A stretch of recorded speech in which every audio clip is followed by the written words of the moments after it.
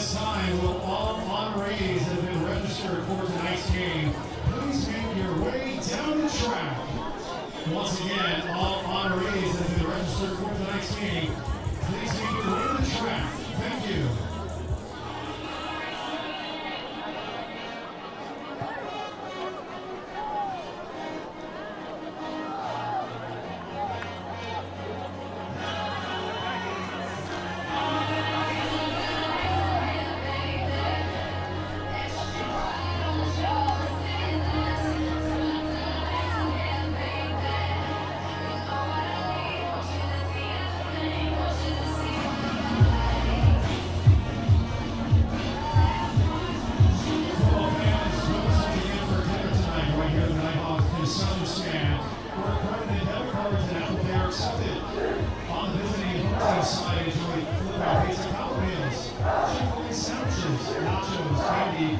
Snacks and water, and all their other fan favorites are all on sale now at the Nighthawks concession stand.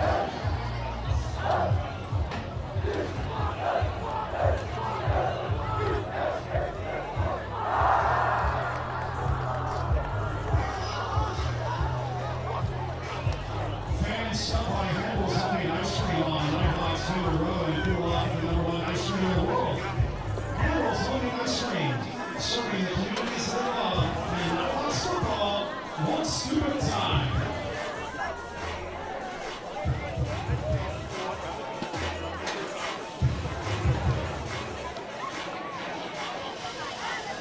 Titans football fans on the visiting team's side stop by the sensational treats kiosk and enjoy San Diego's premier specialty drink company. Pick up and cool off with one of their fans' shaved ice. Drinks and snacks are also available as well.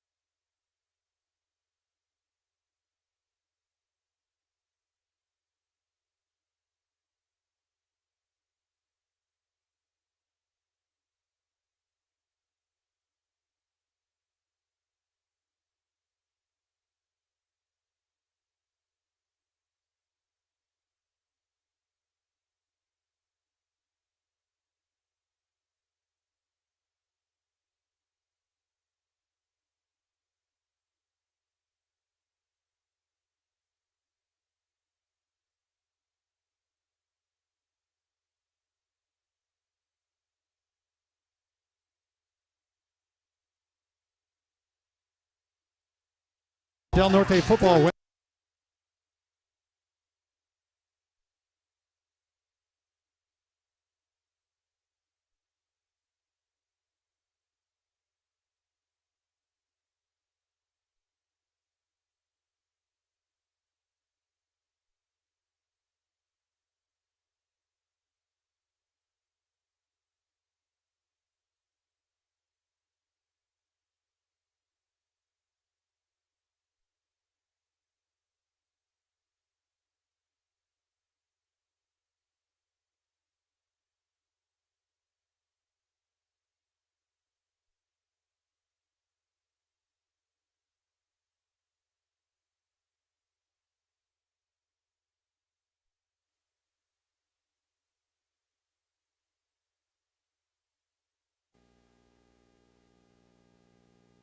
Welcome back on Nest TV here at Del Norte High School for Military and First Responder Night as Del Norte takes on Eastlake.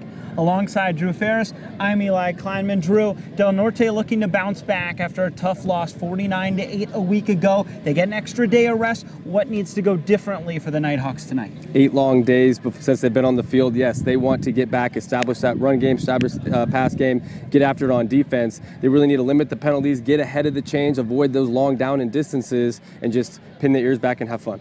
In that first drive, they scored a touchdown a week ago and then didn't score after that. Is there something you saw that changed, or is there something they need to get back to in order to find success on the offensive side? Great question. Yeah, we saw them score early on that first possession, actually took the lead in that game and then stalled on offense. So it's really establishing that identity, leaning on the run game, mixing up in the pass game, getting those explosive plays. Yeah, we saw a few pass catches here, a few runs there, called back with some penalties, right? So just getting those explosive plays, limiting the penalties, getting ahead of the chains and not beating themselves. Well, both teams suffered tough losses a week ago, both Del Norte and Eastlake. How do you get yourself up off the mat after getting knocked down in a week before? It's not like other sports where you come back a day or two later. You have a whole week to sit on that loss. How do you sort of get yourself back up and come back with the confidence you need in order to win a football game? Yeah, Eli, that's all leadership, right? You have 8 days of sour taste in your mouth. You've been itching to get back on this field. I know these guys on this football team. I know they're ready to get up, ready to get going, right? So it's that leadership to say, hey guys, let's go, right? We had that bad loss at home, never happen again, and just put your best foot forward and have fun.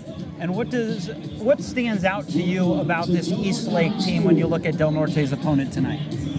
Yeah, Eastlake, they have great weapons. They have good athletes, right? They're a pretty physical football team, and they have guys playing both ways. So they have some explosive athletes, right? Rashare Demery can really take off the top of the defense. So they have to be really aware when they're playing defense, their offensive weapons. Absolutely. One key tonight for Del Norte if they want to take home the victory over Eastlake. They need to control the clock, and they need to stop the run and be more physical at the point of attack, right? Defensively, they let up a lot of points last week. They need to come out here swinging and showing that this is their house. Well, it'll be interesting to watch tonight. Second ever meeting between Del Norte and Eastlake. Del Norte came away with the win on the road a season ago. It's football right after this between Eastlake and Del Norte.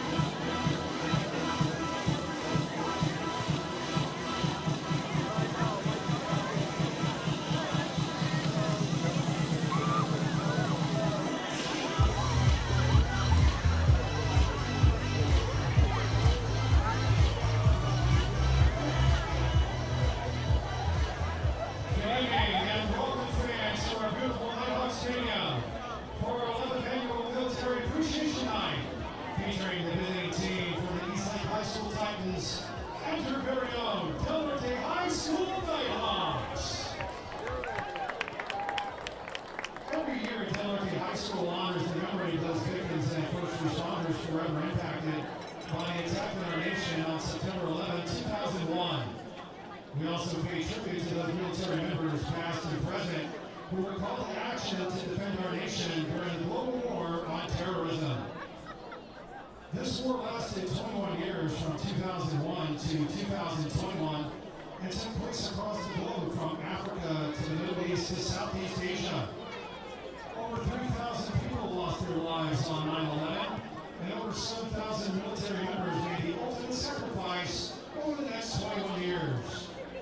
Today, we pay tribute to their memories by recognizing the service and commitment of our first responders, military members, and veterans in attendance.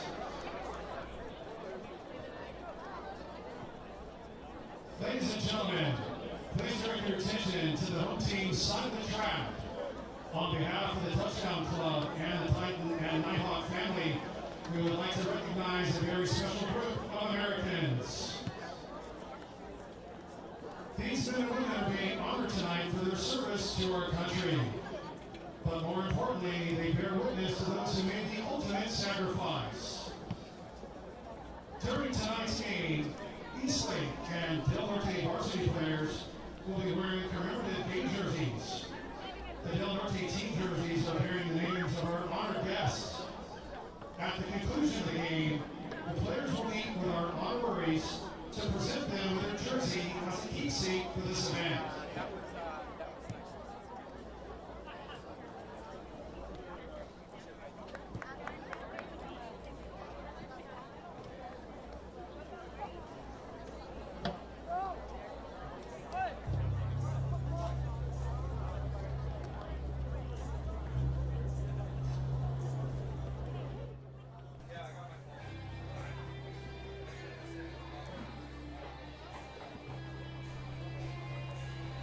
And welcome to the booth. Alongside Drew Ferris, I'm Eli Kleinman on Military and First Responder Night here at Del Norte Field. Honored to be a part of this night, Drew, and we're just about ready for some on-field ceremonies. Yeah, absolutely. It's great and great to be here. It's an honor to be here. Military and First Responder Night, honoring those who served and looking for Del Norte to bounce back tonight. Now over to Steve Eicher on the loudspeaker. Soaring overhead is a 5-aircraft team led by Showboss Productions and this.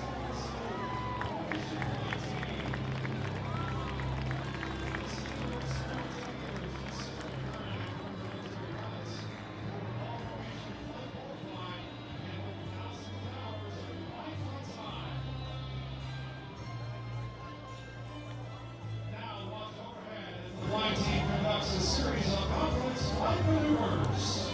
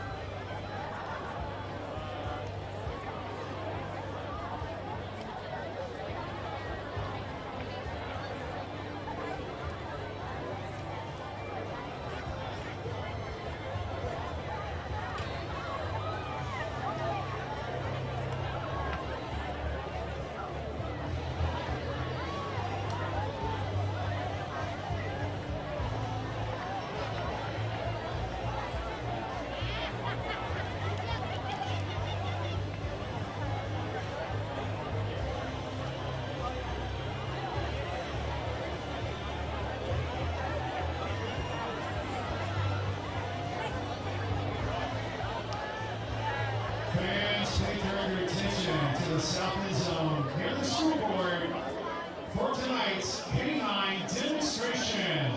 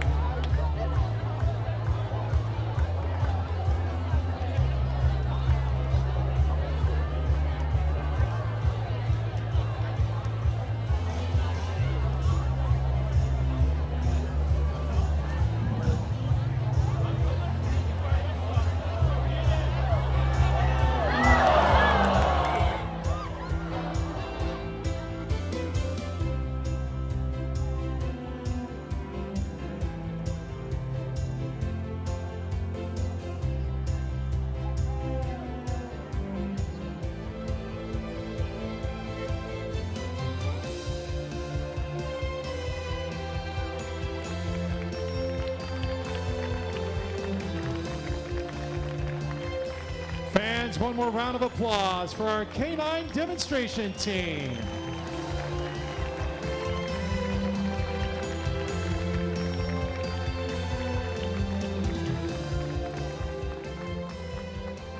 Now, please direct your attention to the home team side of the track as we now honor and introduce to you the following guest of honor and the game jersey number worn in their honor.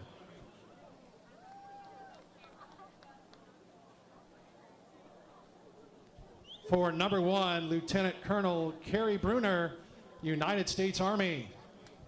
For number 2, SEAL Team 2, Walter Constance, U.S. Navy. For number 3, Sergeant Rebecca Nitka, Marines.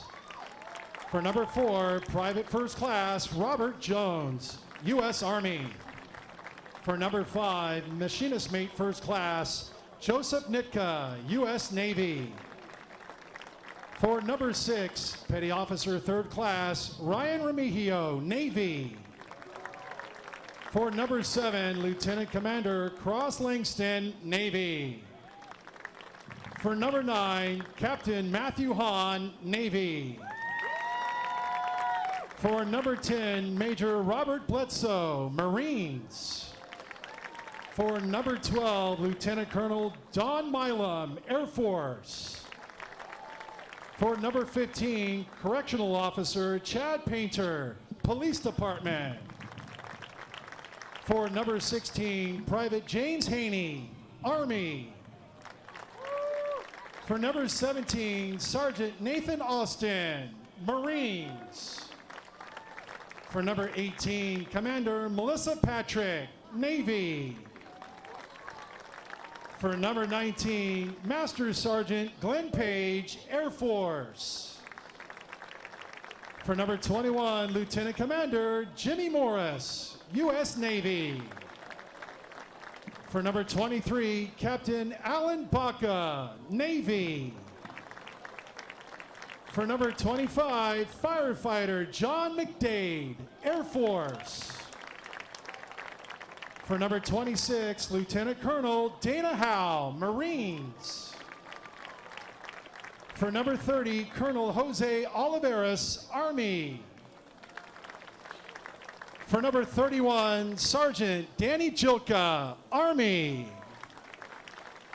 For number 32, Officer Michael Hunt, Navy and San Diego Police Department.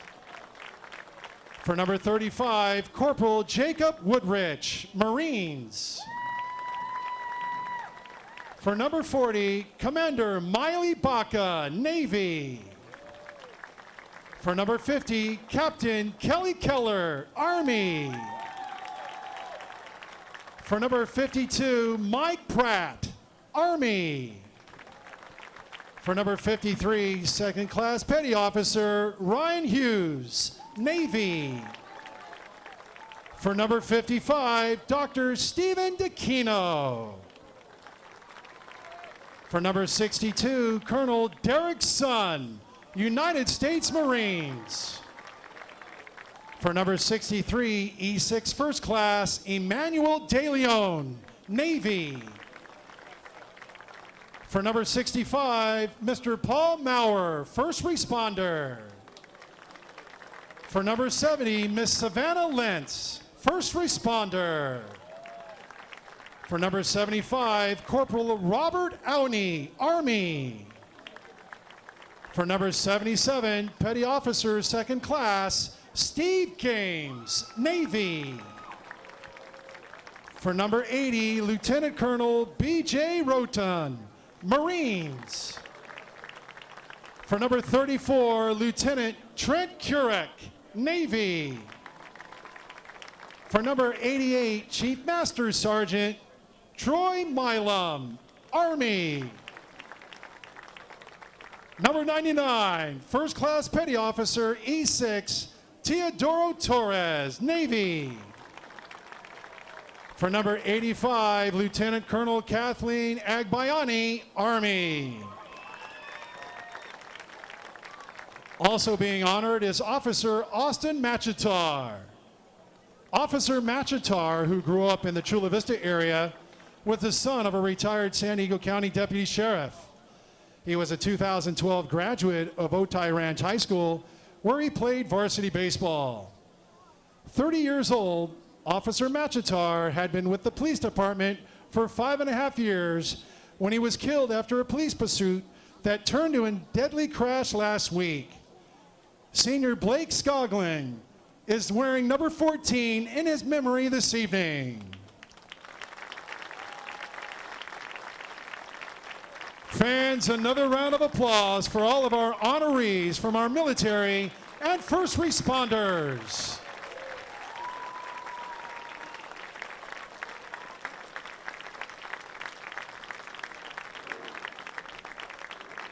Now, can we please have all past and present military service members and first responders in the stadium to please stand to be recognized for your dedication and sacrifice to our country and communities.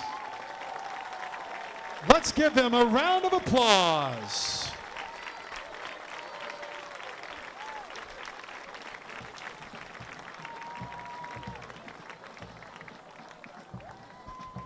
Now, please direct your attention to the field as the United States Marine Corps Band, based out of Miramar, California, plays the Armed Forces Medley.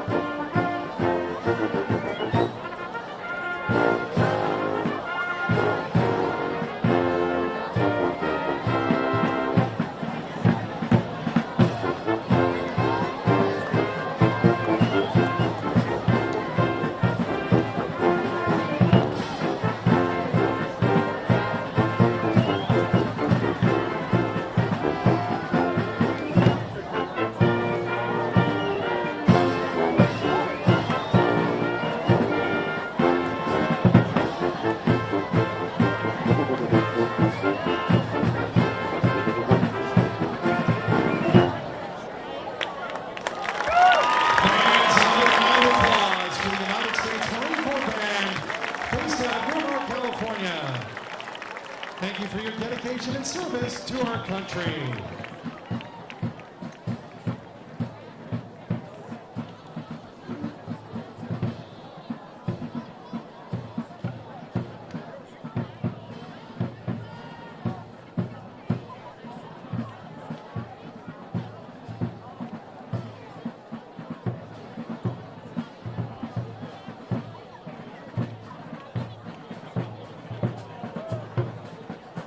Will all honorees please join the Del Norte JV and freshman teams to welcome the winner of Varsity Stadium in the north end zone side of the field.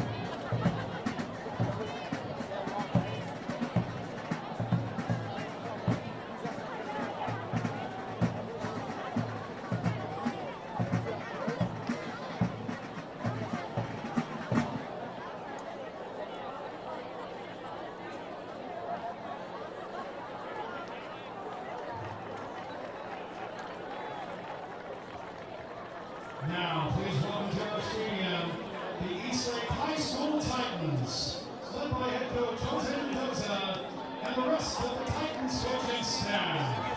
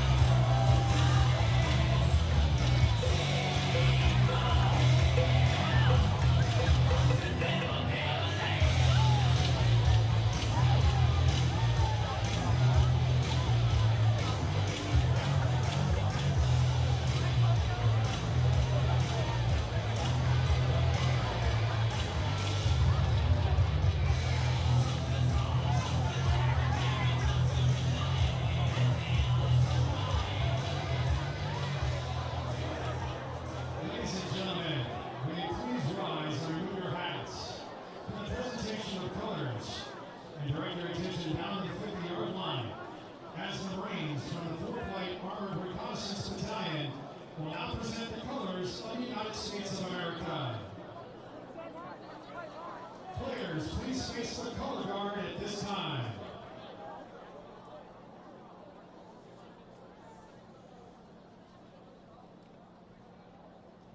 Now, to honor America and the men and women who have served before us, those who are serving now and those getting ready to serve, please remain standing and remove your hats.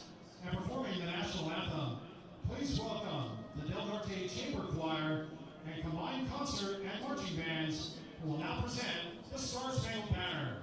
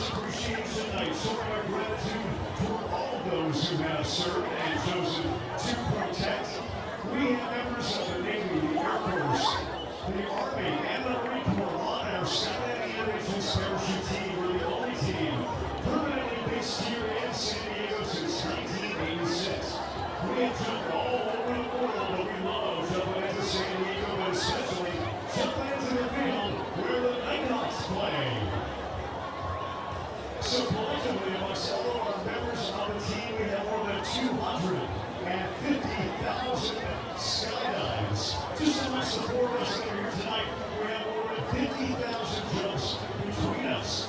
If you put all of that free fall time together, you can go all the way to the moon and back. So we have covered a little bit of distance in our skydiving careers. Now we love putting it together and jumping into stadiums, into games, into corporate events. Now we love bringing in a message just for you guys. All right, so we want to bring our lights to the skies, because right now, that Cessna 206 is coming in with our two skydivers. The captain of our skydiving team tonight is Mr. Ron Lee, with over 7,000 jumps and more jumps onto the Medley aircraft carrier than any other skydiver. And with more jumps than anybody in the history of the Navy, retired Navy SEAL and leader of the U.S. Navy parachute team, Jim Woods, will be bringing in the big flag. So ice in the skies, we're all looking up right now, looking for that plane. You guys can help me when you see it. Point in that direction so I will know where to find them. We're about 2 minutes out right now for an exit. The airplane is up there at 4,000 feet, circling overhead, getting ready to get the clearance to exit. Even though these guys have 30,000 skydives between them, it's still nervous time up there at 4,900 feet. Checking their nails, checking their cords, making sure everything is just in the right spot. And you see that plane go ahead and point so that everybody knows where to look. All right, I see it now. It's coming in from the southeast, heading toward the sun. Right now, it's out there just over the edge of Norte and coming in quick. Overhead, getting ready to jump. Some jumpers are getting into the door right now, making sure that everything is ready for deployment. Even though we've got all these skydives, we are not risk takers, we are risk averse. We want to make sure we manage the risks, do everything that we can to make this a successful, smooth jump, delivered on time and on target. All right, looking behind me now for where the stands. Plane is coming from the southeast, heading toward the sunset. Just about 10 more seconds and we're going to see smoke coming from that aircraft, and then we're Captain Ron Lee sticking his leg outside the plane with the smoke bracket attached and the red smoke burning from the aircraft. That'll indicate that it's about 10 seconds away from the exit.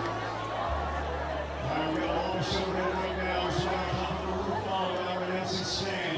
Those of you in the stands will be able to see them here momentarily as they start making a turn more toward the west.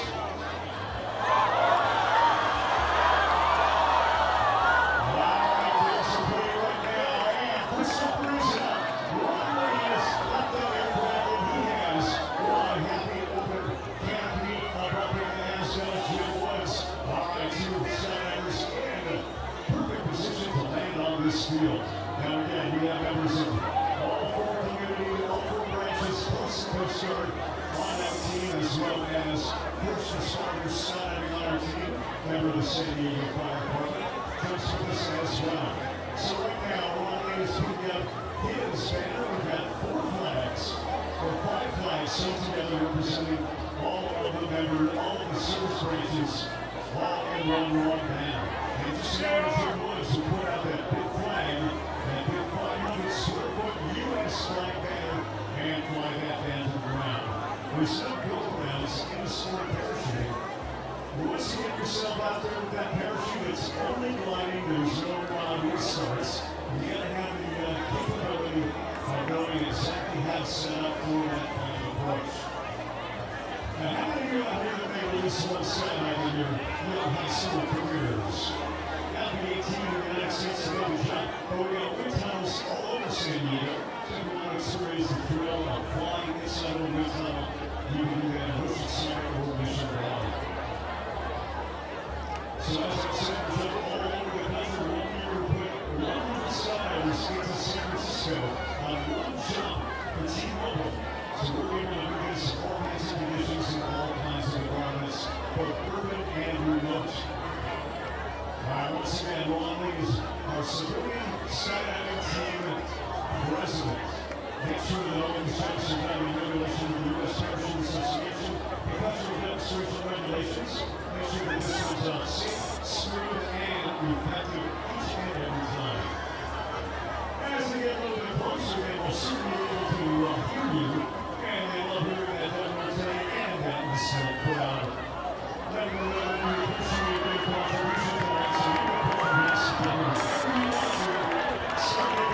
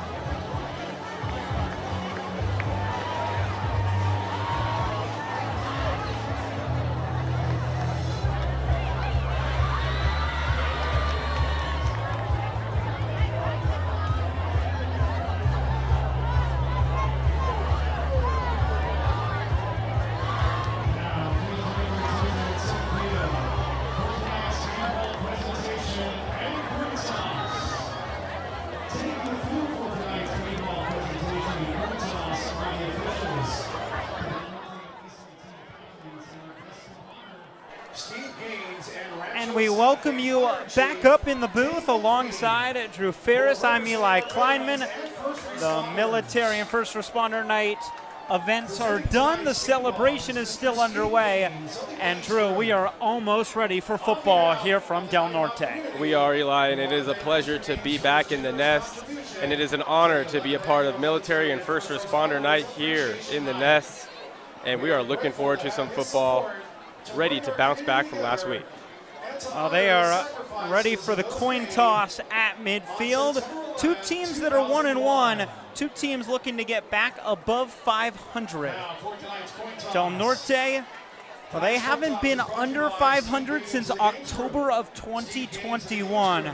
They have sustained a lot of success, including a fantastic year a season ago, and they're looking for a bounce back tonight, Drew. They really are, and they've had a lot of success the last few years.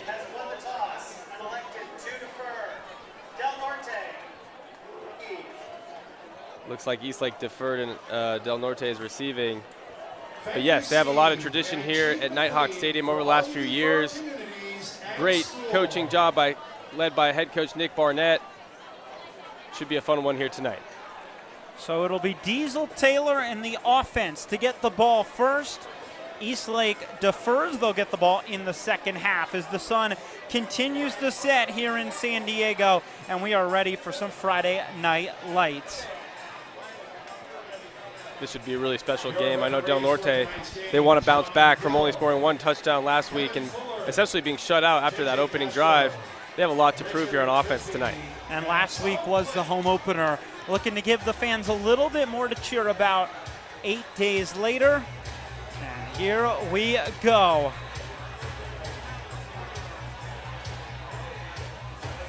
Student section is filled in. It is packed to the brim. Second ever meeting between Eastlake and Del Norte. They met a season ago at Eastlake. The return trip tonight for the Titans. And number 10, Gio Limon.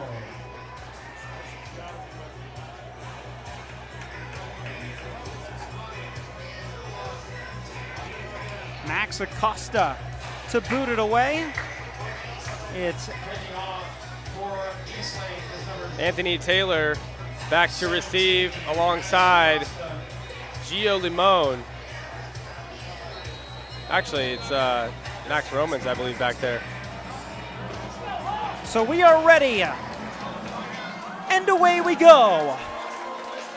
It's Taylor to return. He takes it from the 10. Looks to turn the corner. Makes a cut. Breaks free. Works his way across midfield and down at the Eastlake 46. And that's how Del Norte gets things started. Great opening return, Anthony Taylor. Way to bring the energy here tonight. Average starting field position for the Nighthawks has to be on point tonight in order for this offense to get rolling. It was a bit of a struggle last week against La Costa Canyon, but you really can't ask for much better than that. And a really excellent athlete, Anthony Taylor, be back on the field. Yeah, we'll need all of his efforts tonight as we move forward. So Diesel Taylor leads the Nighthawks out from the Eastlake 46. It's a direct snap to Barnett, and he's bottled up in the backfield. Kingston Schaff, the two-way player, brings them down. That's a loss of 3, 2nd and 13 back from the 49. Yeah, this is exactly the type of situations the Nighthawks wanted to avoid, is being behind in the chains. I don't know if that was meant to be a direct snap. It looked like it was low and to the left, so I'm not sure if that was intentional. Went right to Caden Barnett, who got the start at running back. And so the Nighthawks behind the chains on 2nd down.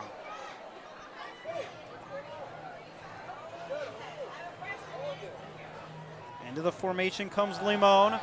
The handoff goes to Barnett. He makes a cut, picks up a first down, out past the 35 and down to the 31 of Eastlake.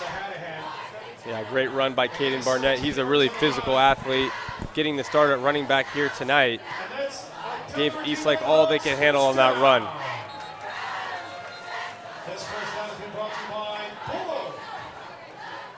Let's see. They're sending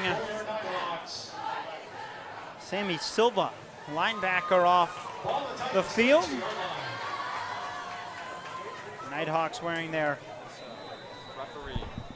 military night jerseys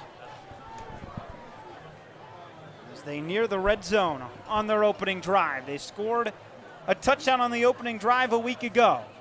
It's play action for Taylor. Slings it out, pass deflected at the line of scrimmage. Yeah, it looks like they're trying to go quick game with Gio Limon, and the flat ball was batted down at the line of scrimmage. And if you can't get there, put a hand up. So that was a great job by Eastlake being active on the line of scrimmage. And it's not particularly easy to bat a pass down with Diesel Taylor back there.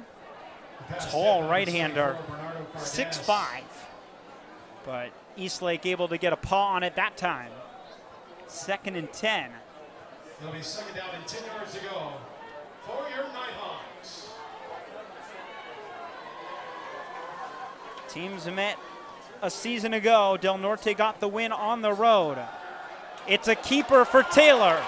Diesel off and running, breaking tackles, and inside the 10, first and goal for Del Norte. Yeah, Kingston Schaff on the right defensive end there for Eastlake. He got confused a little bit, turned around. He bit hard on Caden Barnett running the ball, and Diesel Taylor did a great read, pulling that and getting first down yardage. It's Nighthawks offense running with Diesel on this opening drive.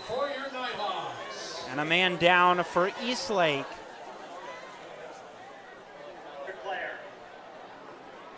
It's William Schmitz, who's the starting running back for Eastlake. Back on his feet, jogging off the field, but that is an injury to keep an eye on. Yeah, he's an effective player for Eastlake. He's a two-way player for them, I believe. Plays on special teams, covers kicks. If he's out, it's a big loss. Starting safety and starting running back.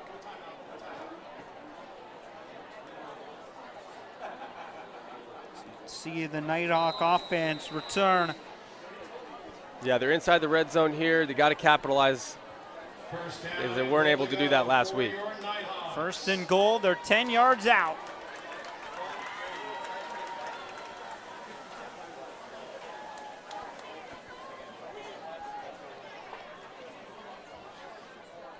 Barnett in motion. Taylor looks left, throws left, and just out of the reach of Braxton Jones. Yeah, that was well covered. A little handsy there, but the refs were letting him play tonight. They're running a trips bunch to the right side, motion Caden Barnett over there, trying to get that one-on-one matchup with Braxton Jones. I like the play call, but just couldn't convert. Coverage from Isaiah Rodriguez, who is another one of these two-way stars for Eastlake. He'll get a lot of attention on the offensive side of the ball.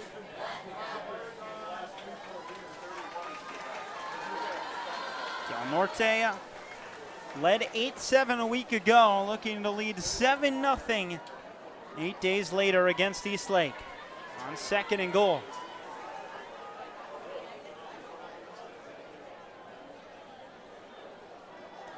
It's a give to Barnett up the middle and bottled up near the 6. Yeah, he's expected to get more touches tonight, sharing the workload with Ryan Remigio. But we've seen an early dosage of Caden Barnett tonight. Spotted inside the 7, and it's third and goal. Is this 4-down territory for the Nighthawks, Drew? It doesn't have to be. I think Coach Barnett wants to come out, score an opening touchdown, and make a statement. But it'll really depend on this next play here. So Barnett and Anthony Taylor in the backfield with Taylor. Diesel and Anthony. On a third and goal from the 7, it's a swing pass out to Anthony Taylor. Looks for room. He's tripped up at the 2. And it's fourth and goal, 2 yards out on the opening drive.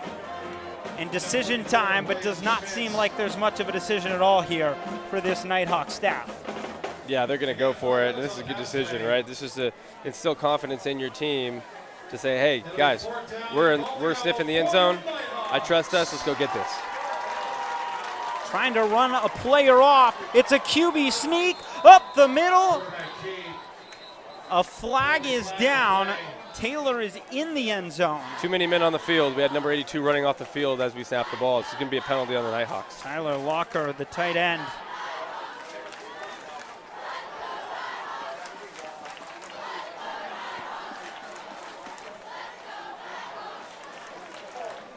So they back them up 7 yards, or 5 yards to the 7, and that changes the calculus for Del Norte.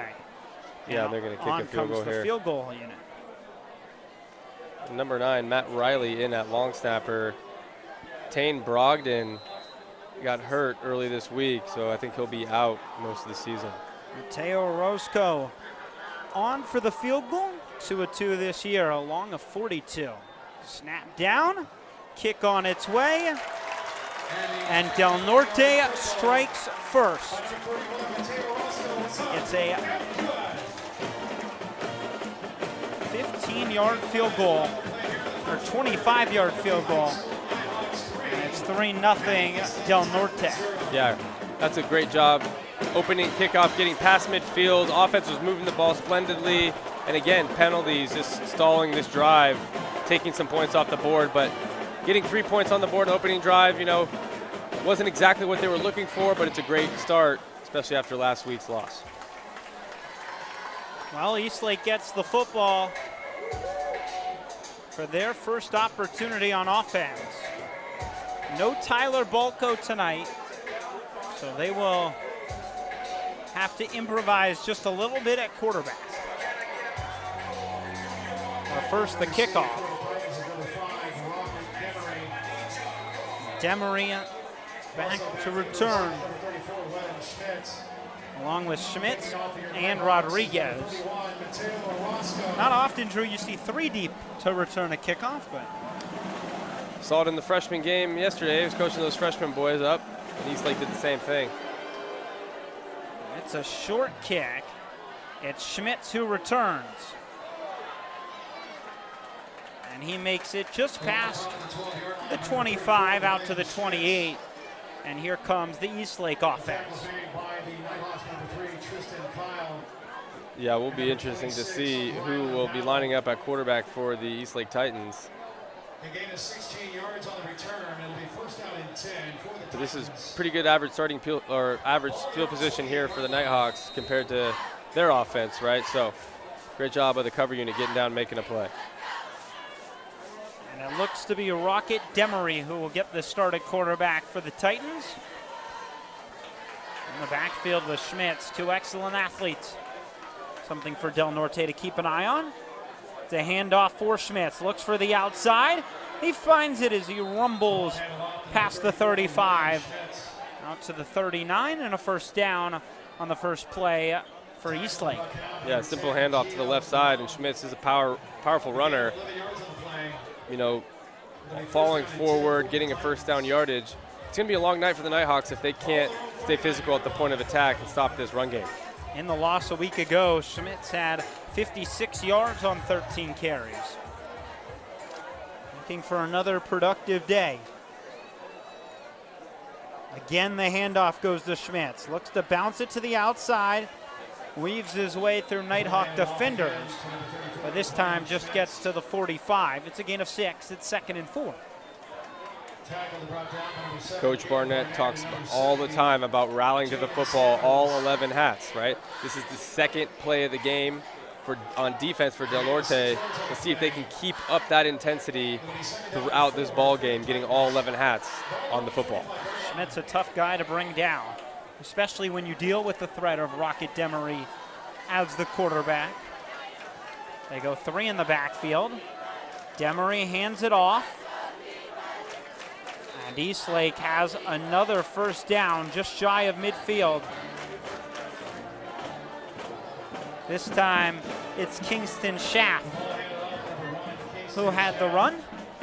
Looks like they're doing a lot of power run game, and they're just, you know, running the football until Del Norte can stop it, right? Kingston Schaff also plays on the defensive side of the ball, as well as Schmitz, the running back.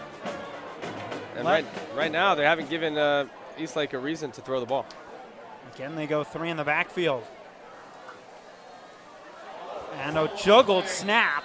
Eastlake recovers at the 45, but it's a loss of 5.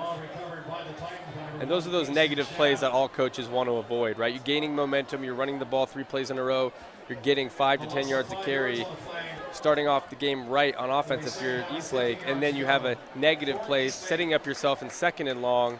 It just puts your offense in a really tough spot. Changes the calculus completely. Instead of having a favorable 2nd down run, Eastlake might be forced to pass. Definitely. Let's see what they do here on 2nd and long. Maybe something to the field. Demery rolls out to his right, throws to the right. It's hauled in by Rodriguez at the Del Norte 48. Mark at the 49. So they pick up 6, but it's now 3rd and 9. Yeah, Rocket Demery showing his arm talent, rolling to the right, accurate toss. Forward progress is going to put him right there on the 49-yard line. But yes, you said it, Eli. It's third down, third and long, right? You had that negative play on first down. They're going to have to reach into their playbook and try to convert here on third and long. And it's with a quarterback in Rocket Demery, who's only, after that last pass, thrown 11 passes all season through 2 games and change.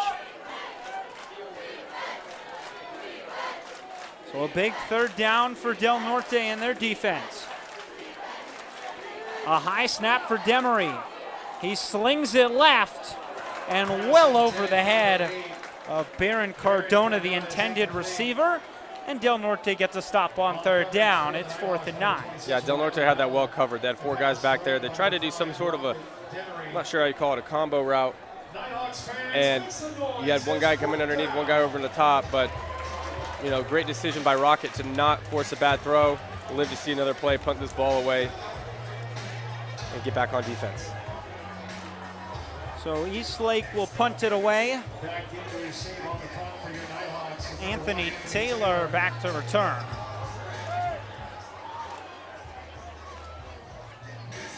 Eastlake late to get a guy on.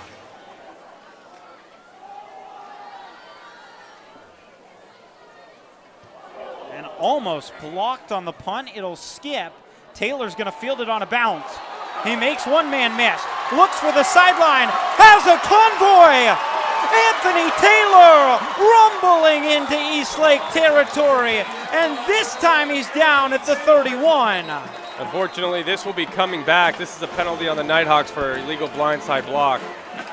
So yeah, Ryan Jones, offensive coordinator, signaling to his offense to come back down towards the 25-yard line.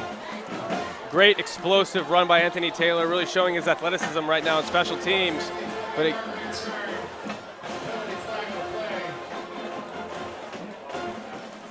let's listen in and see what they got.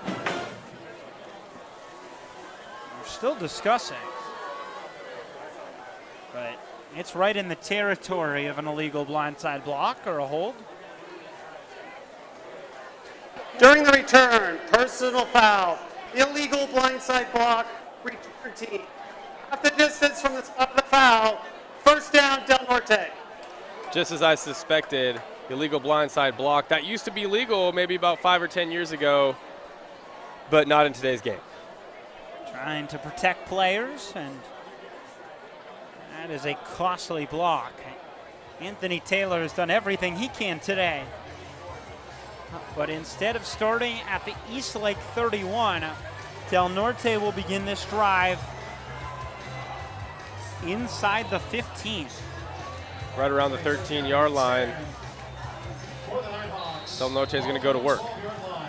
Ryan Remigio in the game at running back, alongside Diesel Taylor. And it's a give to Remigio. He follows his blockers and scurries his way out past the 20 to the 25. It's a pickup of 12 and a first down for Del Norte. Matthew Kalfas there with the double team climbing up to the next level. That was a great job by that right side of that offensive line, just bullying the defensive line and really pushing that line of scrimmage downfield. And Remigio looks like he's down right now. I think he's got maybe a shot to the stomach or something. Maybe he's holding his arm. Look at him just find that hole on the replay, but I hope he's all right. Yeah, Noah Keller, number 50, really making a difference there on the offensive line as well. Remigio back on his feet, walking off under his own power. And the offensive line, you just mentioned it, Drew. It's one of the big adjustments Del Norte needed after last week. They had struggles blocking La Costa Canyon. Done a better job so far through a drive and a play against Eastlake. Yeah, you said it. You know, last week La Costa Canyon threw a lot of blitzes, a lot of stunts, a lot of movement, confusing this offensive line for Del Norte. When you get down in the game, right, like Del Norte was last week, the opponent can just pin their ears back and expect to pass. So right now, Del Norte is doing a great job establishing the run game, moving the chains, and putting pressure on this Eastlake defense. So Barnett in the backfield again with Diesel Taylor. 1st and 10 from the 25. A give to Barnett. He weaves his way through traffic and comes close and picks up enough for a first down. So the chains move again. 2 plays, 2 rushing first downs for Del Norte to begin their second drive. Yeah, they're running on that right side of that offensive line until they can stop it. Again, these run games right now for both teams are looking pretty stout. And whichever defense can make a stop and force this team to be one-dimensional will have the advantage here tonight. Del Norte forced the punt when Eastlake had to throw. Eastlake got a stop on 3rd and goal. On Del Norte's first drive, it's a screen pass. And here goes Del Norte down the sideline and out of bounds at the 20 for Roki. But a flag again lays near the line of scrimmage. Personal foul, illegal blindside block. Offense, number 50, 15 yards from the spot of the foul. Replay, first down. Yeah, these penalties are just killing the Nighthawks. Noah Keller, I know he wishes he had that back. He's been a solid player for them all year on the offensive line. And on these screen plays, wide receiver screen right out to the short side of the field, it's a great play call. It's just, you want to be physical, but you just got to know when to hold them and when to fold them. You know what I'm saying, Eli? Yeah. Don't want to get beat with the penalty. And that's been the story of the Del Norte Nighthawks all season, right? It's early in the season. This is the 3rd game, but we saw it week 1 at Point Loma. We saw it last week against La Costa Canyon. I know this has got to be frustrating for Coach Barnett and company. First down for your Nighthawks. So it's 1st and 25 back at the 21.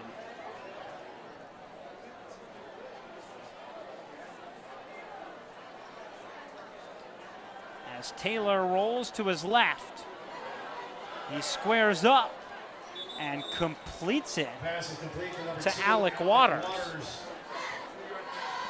A 2-yard gain on the pass. Yeah, that was a great job by Diesel Taylor. He's actually rolling to his left as a right-handed quarterback, finds Alec Waters at the last second. And when you're rolling out, you want to look like you could be a passer for as long as possible, right? You want to make sure that defense stays back and has to cover those receivers. And it was just a great job of finding Alec Waters for a short gain. So 2nd and 23 from the 23. They need to get to the Del Norte 46 for a first down. Taylor, a screen pass. It's brought in by Juergens. Still fighting. And he gets out to about the 30. But it brings up 3rd and a long 17. They're trying to just get as many yards as they can for this third down call here at that short screen play to the left side there. So 3rd and long, maybe look for Diesel Taylor, really show off that arm talent, attack downfield. 100 seconds to go in the first. And let's see if they take that shot downfield.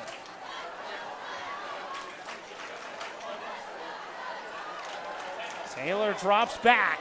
He winds up. He heaves downfield. On the money. Juergens inside the 10. I don't want to say I have a crystal ball, Eli, but I was talking about Diesel Taylor's arm talent just a second ago, and he stood in there and took a shot by the Eastlake defender. Kudos to Diesel staying in there. Great catch by Chase Juergens. But awesome pitch and catch. We love to see it. First down, Nighthawks. I'm calling you Coach Ferris the rest of the way up here. Oh, we got a Nighthawk down. Or sorry, Eastlake Titan down. Number 44, Giovanni Sija, down on the turf. I hope he's okay. Defensive end, and he's writhing in pain. Coach Ferris has a nice ring to it. I do freshman coaching this year. That's it's what my I'm first saying. year. You have that knack for it. Yeah, I coach special teams on the freshmen. It's fun. Help a little O-line, D-line. A lot of these guys haven't played football before, so it's fun to be a positive influence for them. But anyways, back to the action here. Great job by the Nighthawks getting that explosive play. I think I talked about it in pregame, getting those explosive plays and limiting the explosive plays on the other side of the ball. Back in the red zone are the Nighthawks. as Seha's still down, but what a throw from Diesel Taylor. Yeah, you really got to see his arm talent there. You know, he's a pocket passer. He can throw on the run as well. He has a little bit of wheels. We've seen him run the ball a little bit this year. Week 1, he had a rushing touchdown. But again, he's no slouch there back in the pocket. Steps up, knows he's going to take a hit, delivers a strike down the field. Beautiful pitch and catch. As Seha is still down. And I'm not sure why the team started taking the field. But for Chase Jurgens, how about that catch? On 3rd and 17, had 26 yards receiving in the first 2 games of the season. That was a whole lot more than that. Yeah, I mean, he's had a great offseason. We know the type of talent, or at least if you've been around Nighthawk football this offseason, you know the type of talent that he has. And again, it's his receiver by committee. You know, we had the departure of Ty Olson this offseason, so we have a lot of a really deep receiving core that are going to get opportunities now that he's gone. And again, Chase Jurgens with the pitch and catch. Braxton Jones has been awesome this year. Alec Waters getting some touches early this season. So I think we have an arsenal, or a plethora, I should say, of receivers for the Nighthawks that should be on full display tonight. A team that is hard to cover. Don't forget about Anthony Taylor, who's already ripped off 1 return that got counted, 1 return that we forget about, called back due to penalty. So 2nd drive for the Nighthawks, 2nd chance inside the 10. Held to a field goal on drive number 1, looking for Pater on drive number 2.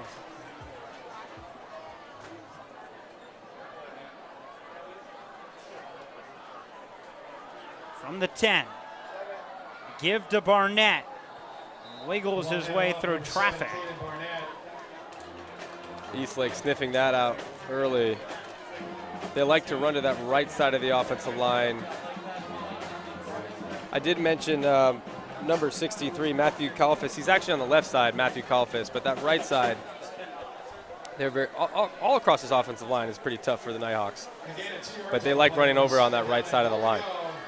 So 2nd and goal from the 6, 20 seconds to go in the first.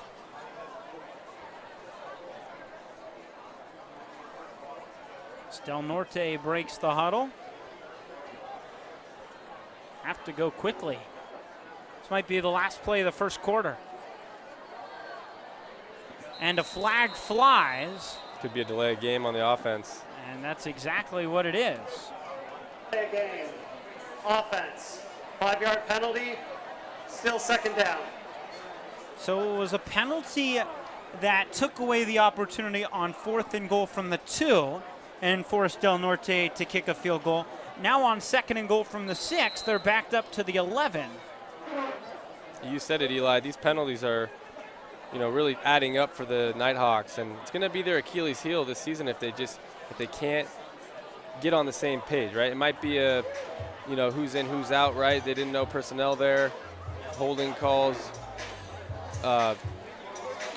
too many men on the field. It's got to cut it out. 4th penalty already in this first quarter. And intercepted. Diesel Taylor throws it away, and Eastlake has it. Nate Rodriguez, the middle linebacker, with the INT to end the first quarter. Nate Rodriguez just read that the whole way. They, you know, flashed Caden Barnett to the flat, hoping the linebacker would come up and bite, looking for Braxton Jones, do that quick dagger inside, and they didn't bite at all. They just read Diesel like a book. Looks like there's some flags on the play. Now 2 flags down back at the 22. I think it's going to be a late hit on Eastlake. But a disappointing end to the first quarter. There is no doubt, Drew, that Del Norte has been the better football team through 12 minutes, but the scoreboard will read 3-0. And it really comes down to penalties and turnovers. And I don't want to sound negative about these Nighthawks, but if they're going to beat this team, which on paper they absolutely should. Unnecessary roughness. Number 1 of the intercepting team. 15-yard penalty, half the distance to goal. That is the end of the first quarter. When you could see it on the replay on your screen just a moment ago, Kingston Schaff just decked Diesel Taylor from behind. And that is an absolute no-go in football to take out a quarterback, a defenseless quarterback at that. But regardless, it will be Eastlake football to begin the second. Yeah, you don't like to see those cheap shots taken, but just back to what I was saying, you know, if these Nighthawks really want to put this team away like they absolutely should, because on paper they are a better football team, they have got to limit the penalties and turnovers. I know it's frustrating for a coaching staff. I know they work on these things not just all week during the season, but in the off season, right in training camp. The dog days of summer, mental toughness, it's got to show here tonight. It comes down to execution as Rocket Demery has it on first down for Eastlake, and he takes it himself to the sideline. Out to the 12, and it's a pickup of just a couple. Yeah, Rocket Demery, he's really explosive, jumpy athlete, sideline to sideline type of player. He really can take the top off of defense. And he's playing quarterback tonight because Tyler Balco, I believe, is injured. So we're going to see him a lot in the backfield. I mean, a guy who is listed as a wide receiver, only thrown 10 passes, and that was a week ago. But no Balco means a lot more Rocket Demery. He's going to try and help this Eastlake offense take off. As he gives it up, and nowhere to go for Eastlake. Schmidt's brought down quite close to the line of scrimmage. Forcing a third down, like you said, Eli. Those first two plays, first and second down, as cliche as this sounds, you've got to establish an identity on both sides of the ball, but this Nighthawk defense, they got a lot of tough football players, force this Eastlake team to drop back, throw the football, because they love to run it. They love to run it. They're better at running it, but on a 3rd and 8, not really given much of an option. Well, they've been able to rip off some pretty big gains running the ball, so see what they do here on 3rd down. Kingston Schaff in at running back, replacing Schmidt. Demery rolls to his left, and he takes off, looking for the sideline. He gets close to the first down marker, but certainly not there. It's 4th and 3 from the 17, and here comes the punt unit for Eastlake. And the defense, again for Del Norte, after giving up 49 points a week ago, stands tall. Yes, they do, and interesting play call running to the boundary on a 3rd and 8, but they've had success running the football on the ground, getting big chunks of yardage. Del Norte sneaking guys up closer to line of scrimmage. See on their next possession if they might try to go over the top.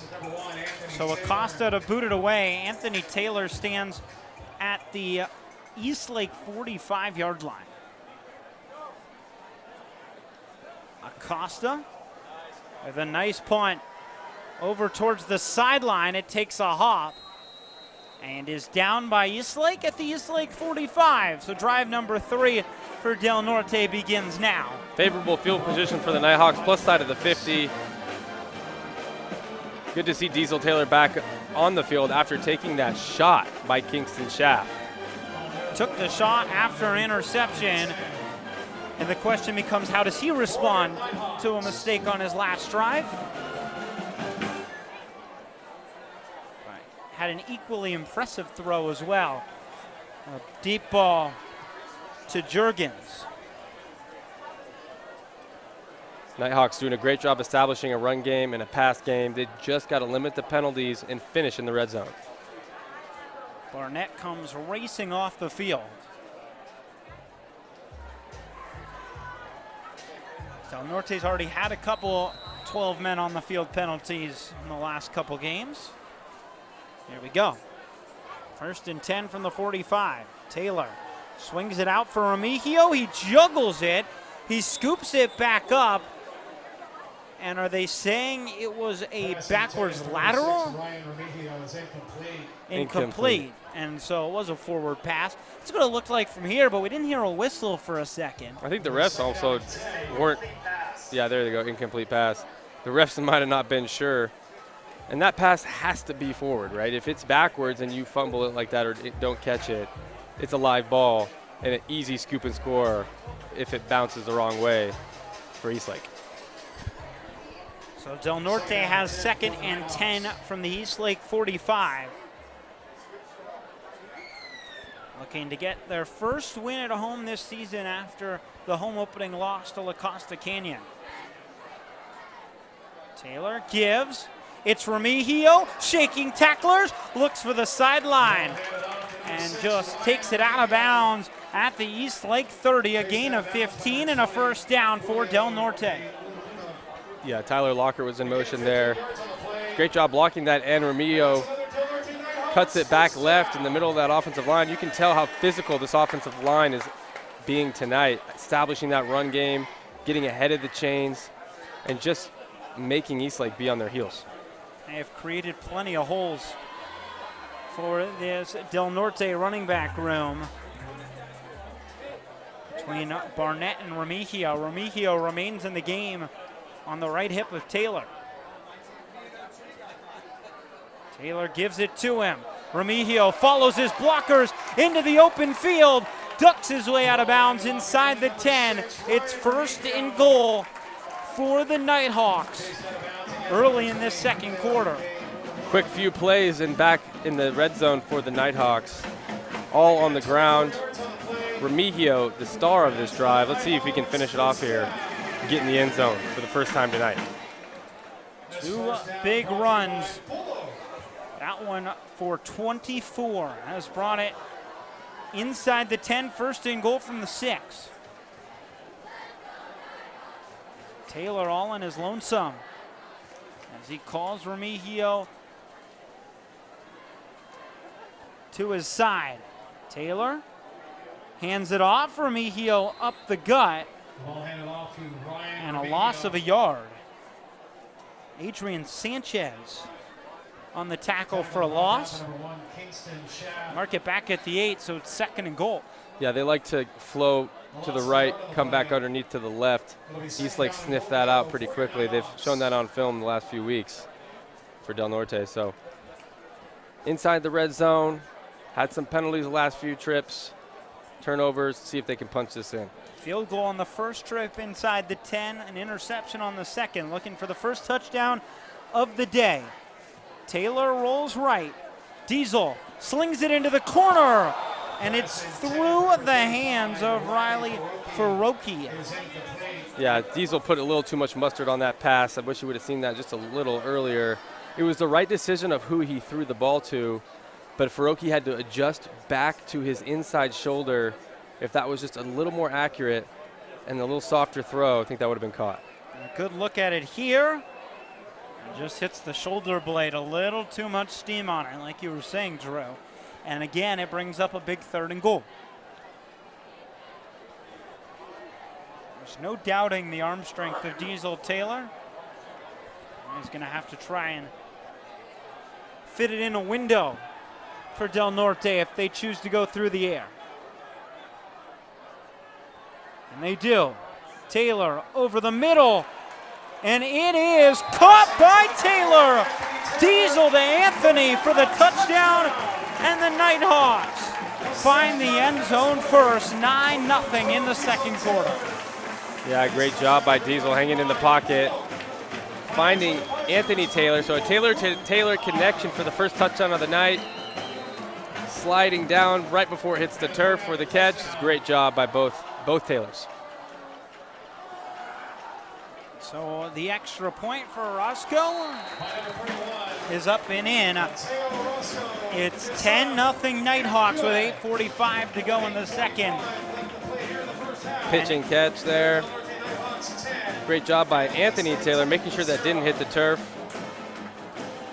Love to see it. Is it fair to call Anthony Taylor the star of the first half so far for Del Norte? A lot of great plays, but between the returns and the touchdown reception. You're right, Eli. I mean, you saw his special talent on kick return, punt return, some penalties on the punt return, getting that one called back. But you can see the type of explosive athlete he is. And you've seen, especially in week 1 against Point Loma, he also had some great catches and great plays. It's going to be important for the Nighthawks to get him in the open field to get over the top of this defense. It's his first touchdown reception of the season. First touchdown of the evening. As it goes back to Schmitz, who fields from his own end zone and a touchback. And Eastlake brings the offense back out. It has been tough moving the football for Eastlake. Like trudging through the mud just a little bit on these first 2 drives.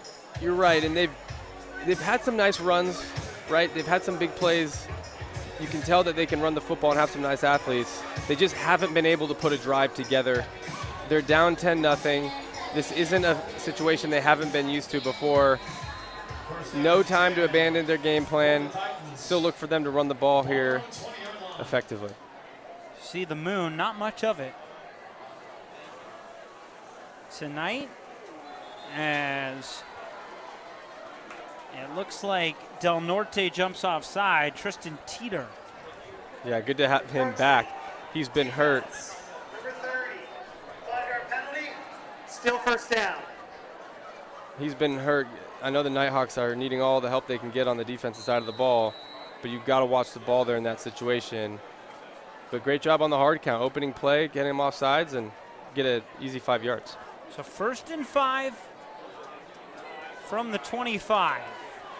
As Eastlake looks for its first score on its 3rd drive of the game. Demery hands it off right up the middle, and not much there. Maybe a half yard for Kingston Schaff.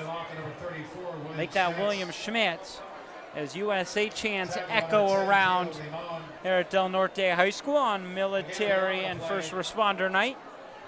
Yeah, Gio Limon knifed in there, made a big-time tackle. I've mentioned this before. He's the heart and soul of this defense. When he gets fired up, this Nighthawk defense is tough to stop. So it's 2nd and 4 from the Eastlake 26. And a snap over the head of Demery, trying to track it down. Still loose, scooped up and a score. Marcus Hernandez picks up the defensive touchdown, and Del Norte extends its lead. Matt Riley screaming off the edge there. And yeah, bad snap over the head of Rocket. Tries to recover, should just fall on that football, couldn't quite recover, and Marcus Hernandez is right there for the scoop and score. It's got to feel good for a big man to get a touchdown. Doesn't get into the end zone often, but does right there. 16-0 Del Norte with 8 minutes to go in the first half.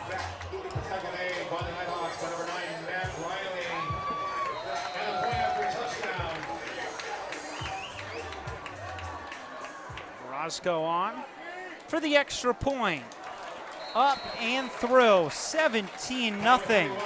Tendo Tom Golding with the hold. Like to give a little shout out to the holder. Matt Riley filling in to snap. Great operation for these Nighthawks. And there is the fumble. Really nice job by Matt Riley. He pretty much takes it away from Demery, gives Marcus Hernandez the easy scoop and score. Yeah. But of course, we're happy to give some special teams love up here. I just like calling out the holder. If he's going to be on the field a lot, why not give him some love? But you're right, Matt Riley coming off the edge, putting pressure on the quarterback, fumble, high snap. And Marcus Hernandez, like I said, it's got to feel good to be in the right place at the right time, but he deserves that. He's a hardworking defensive lineman, also a wrestler. It's fun to watch him score. You gotta love a big man touchdown in football. Everyone gets excited for the offensive linemen when they can catch a touchdown, but let's give the defensive line a little bit of love. Grant Goldman boots it into the end zone. 2nd straight touchback. Yeah, that's something that the Nighthawks have been missing for the last few weeks, is getting those touchbacks in the back of the end zone. Last year, we had Trey Coleman. It was a given pretty much every time to kick it back in the end zone. And average starting field position, like I've mentioned, is a really big key factor in all of football. So getting those touchbacks, allowing the offense to start on the 20-yard line rather than, let's say, the 30 or 33 or even beyond. We saw Anthony Taylor have a run back on one of the kickoffs past midfield, right? So having that starting field position right on the 20-yard line, it's a long 80 yards to get in that end zone. And it set Del Norte up for the scoop and score on the last drive. All the momentum rests with the Nighthawks. With just about 8 minutes to go in the second quarter. 17-0. Demery back in the shotgun. He takes the snap, back to pass, launches downfield, has a man open, and it is hauled in. Baron Cardona at the 46. What a grab. Or make it Isaiah Rodriguez. Field is a catch. First down, Eastlake. There you go. You saw that explosive play. Way to come back out after that mishap on offense. You really get to see the arm talent of Rocket Demery. He's great gotten explosive play. Yeah, he does. And, you know, that was a great job by Isaiah Matthews adjusting to the ball. Isaiah Rodriguez, excuse me, adjusting to the ball back shoulder, threw the ball only where his guy could get it. So it's 1st and 10 as they near midfield. And a give, going nowhere, but a broken tackle, and Eastlake able to get back to the line of scrimmage. Carlos Amaro was in trouble, but able to regain what he lost. 2nd and 10 from the 46. It was Hamza Hadahet who was in at quarterback on that last play. Rotating quarterbacks a little bit as we see. Again, 2nd and long. Del Norte gave up an explosive play on a one-on-one.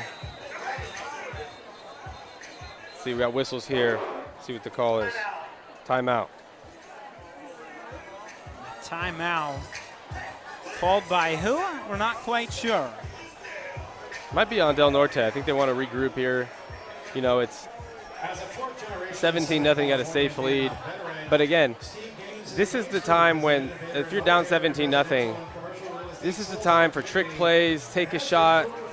You know, you're down 3 scores, and you don't want to go down 3 scores at halftime. You want to have to go into half with something to smile about and something to have momentum with. And this is in the midst of a tough stretch for Eastlake. They play, this is the second of a 3-game road trip, but it altogether culminates in 6 of 7 games on the road through the middle of their season.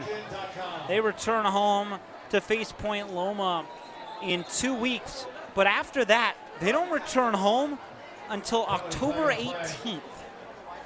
Yeah. So it is a lot of games away from home, and it just takes a toll. It starts to build up. It definitely does. You know, I mean, I know at the next level beyond high school and even in professional ranks, traveling is a big deal. You know, you're going out of state usually or in different time zones. But here in San Diego, it's not as big a deal to travel, right? But it is nice to play in front of your home crowd, have that energy. So it is tough to go on the road and get wins. And especially when you have a good environment like Del Norte does. 2nd down and 15 yards to go. 2nd and 15, there was a false start. So they're back at the 41.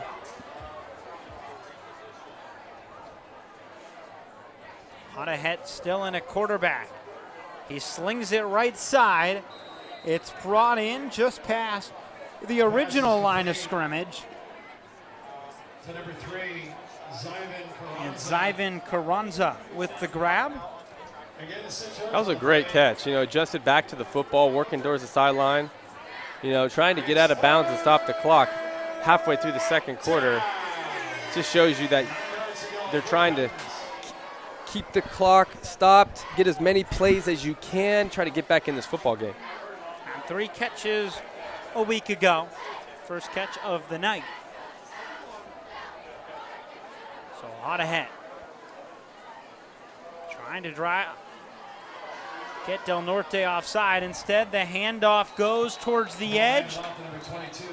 It's Amaro who gets the carry. A flag lays back at the 45. It's holding on Eastlake.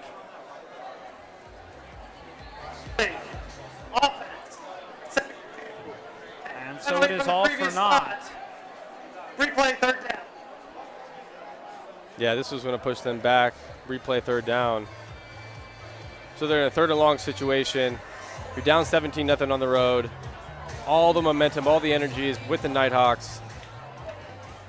And it looks like instead of accepting the penalty and making it 3rd and 19, they're going to take the 3-yard run and just call it 4th and 6. So Del Norte declines the penalty. Yeah, they want the ball back. It's a good decline of the penalty. Smart coaching decision by Coach Barnett. And Eastlake looks a little bit confused on what the decision is here for the personnel. Some guys are confused of who's supposed to be on, who's supposed to be off. Yeah, here we go. Now the punt team's coming on. Anthony Taylor back to receive. Slow to get going. Have to watch for the clock. That punter is lined up really far. There you go, step up. It's about 20 yards behind the line of scrimmage, and it is a low snap, and it is tipped at the line, and it bounces out of bounds at the Del Norte 47-yard line. And so another drive with great starting field position for the Nighthawks, and they can take full control here late in this first half. Yeah, you don't want to give the Nighthawks a short field, especially with ample time on the clock to score.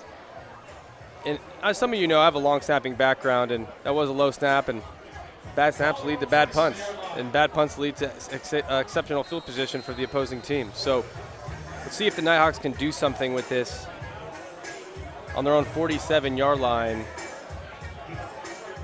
They're going to dial up a few different play calls, a few different personnel looks and groupings.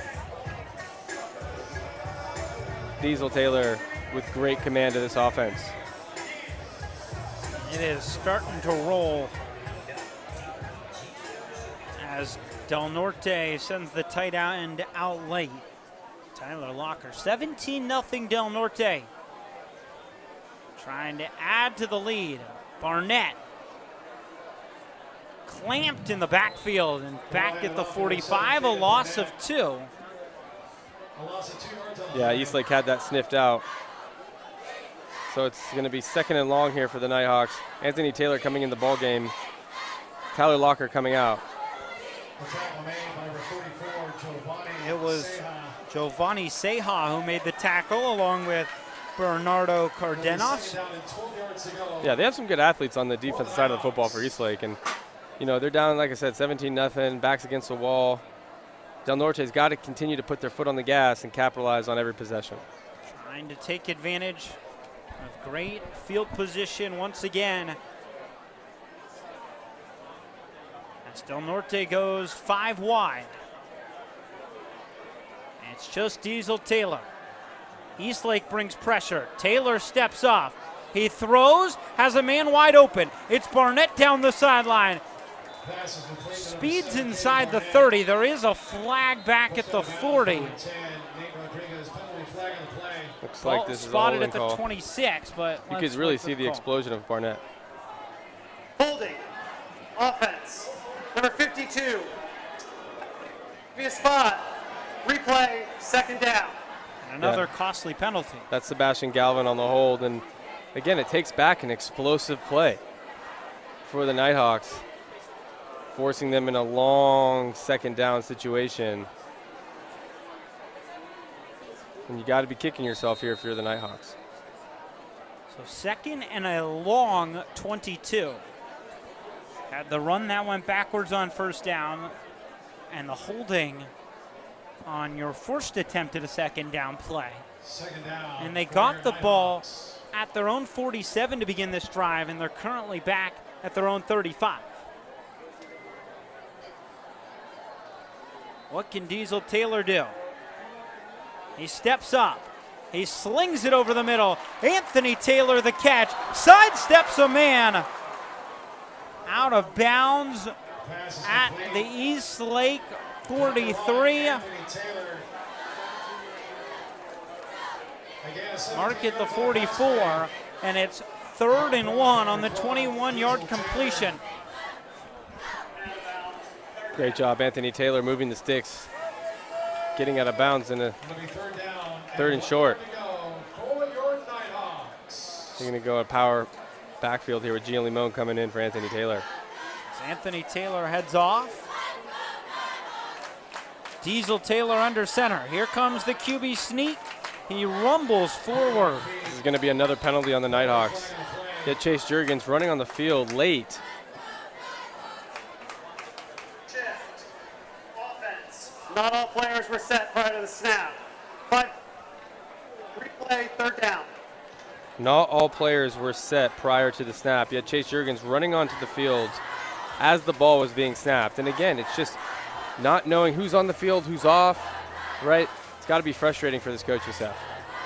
So they had the first down on second down. A holding penalty brought it back. They had the first down on third down. An illegal shift brings it back. It's 3rd and 6 in enemy territory, but only a yard into it.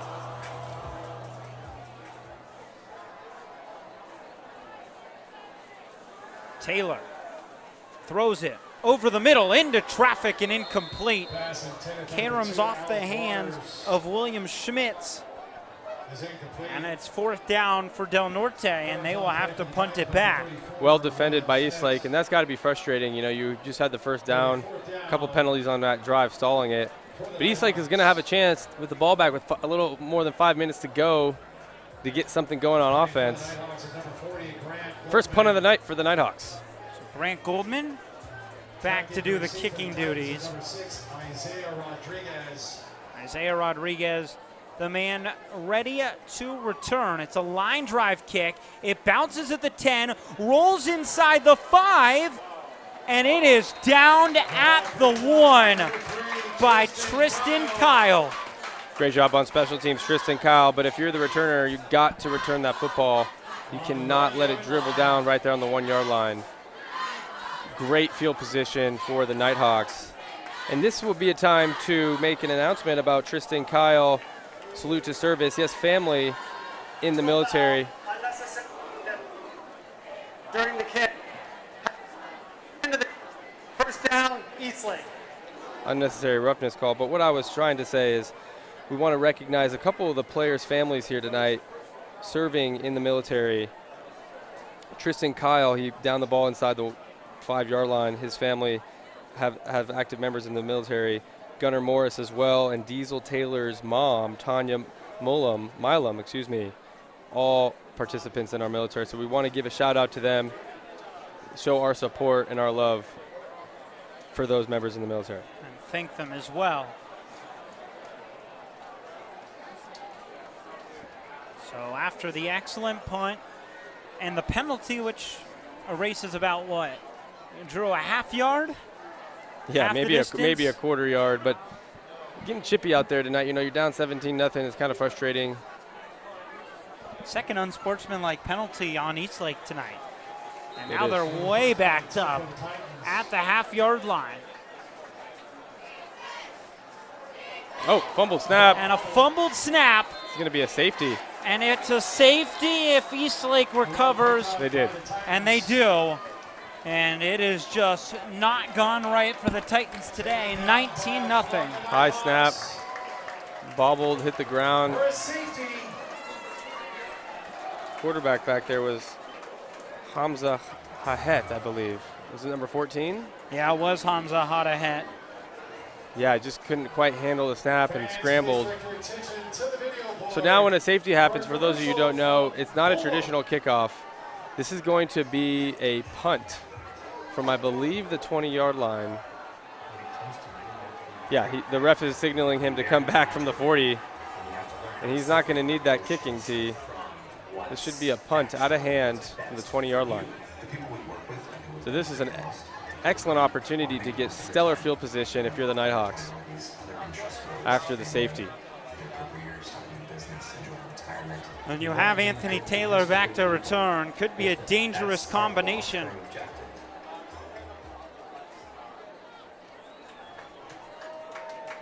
And they might be kicking off.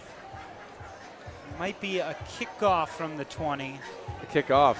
Well, maybe it's different in high school, but In college and in high school, it's a kickoff. it's Okay. a kickoff, but you do back it up to the 20-yard line. In the NFL, it is a punt. Regardless, Del Norte, like you said, is going to have excellent starting field position. Correct. Well, this is better for Eastlake to be able to kick this off.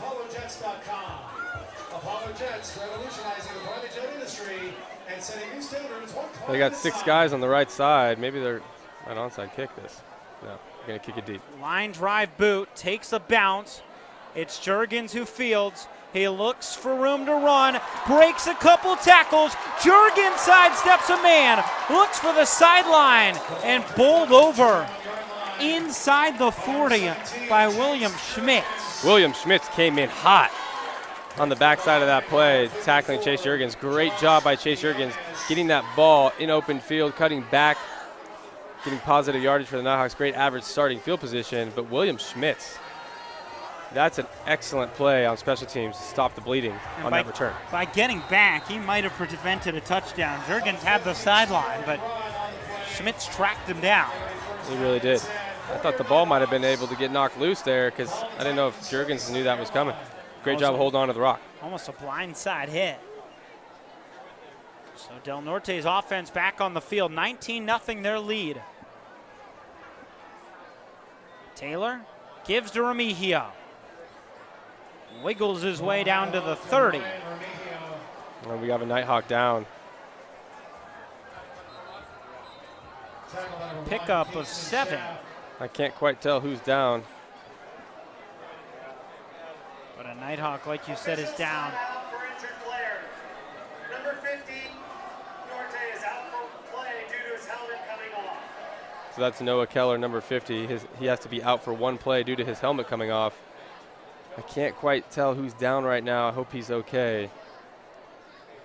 We hope for all the best. We hope for the best. But I want to take this opportunity as well to recognize our 2nd Battalion in the 11th Marines who are present here tonight. First Lieutenant Samuel Longo, Sergeant Blake Smith, Corporal Tristan Bias, Corporal Noah Piercy, Corporal Mauricio Vera, Corporal Daniel Oriano, Lance Corporal Eric Trevino, Lance Corporal August Taasi, Lance Corporal Jeremiah Coble. It's good to see him back up limping off the field. Hopefully he's okay.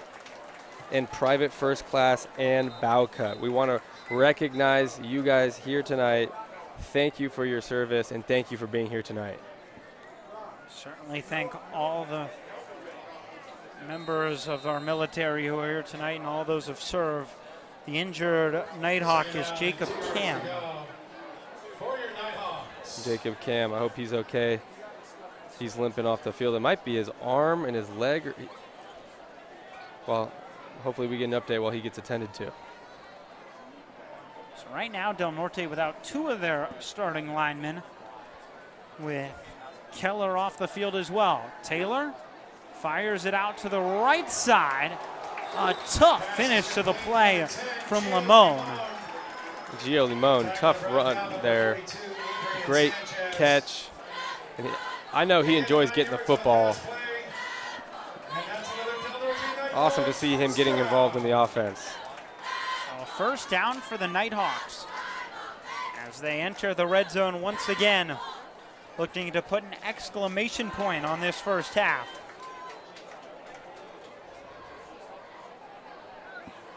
After a tough loss a week ago, they have responded beautifully here tonight. Taylor on the give, Remigio taken down immediately. Yeah. Kingston Schaff with the tackle. He had 4 tackles for loss a week ago. Yeah, he's really active on the defensive line. He's arguably their best athlete defensively, along with William Schmitz. It's a great play by Schaff to tackle Remigio. Schaff also gets some carries at running back.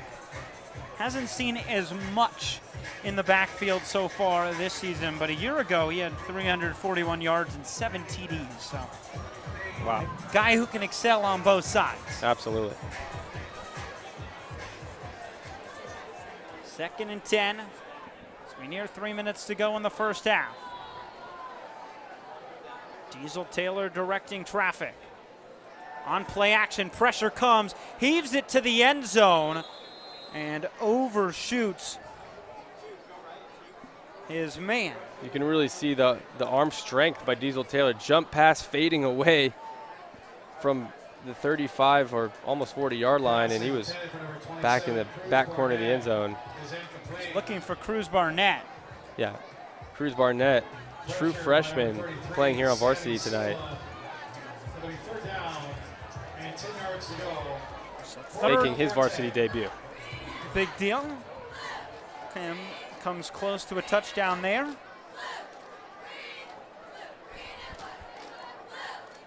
19-0. Del Norte looking to add to the lead. Taylor rolls left, throws it, has a man, down the sideline, and in.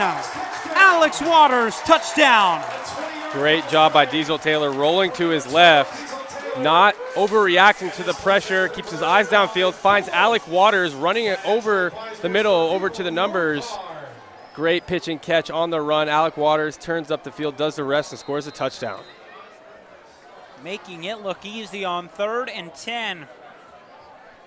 All Nighthawks in this first half. Extra point, a little bit of a low snap, but it is still up and good. Kai of Argonne with the extra point, getting a nod here late in the second quarter. Awesome to see him get a rep. So 26-0 with 2:47 to go. What have you thought about this first half, Drew? There have been some mistakes, but despite it all, it is still a lopsided first half in favor of Del Norte. Yeah, you said it, Eli. You know, we've had some mistakes on both sides of the ball. We just saw a safety by Eastlake kicked back to Del Norte with a favorable return by Chase Juergens, setting up this offense for a scoring touchdown. But yes, you said it. There's been penalties. There's been turnovers, one committed by Diesel Taylor, but it looks like it hasn't affected the Nighthawks here tonight so far, with a commanding lead of 26-0 as we approach halftime. 2:47 to go till we hit the break. Grant Goldman to boot it away. Also number 22, Carlos Amaro. Kicking off for the Nighthawks is number 40, Grant Goldman. 3 back to return for Eastlake. It's a line drive boot.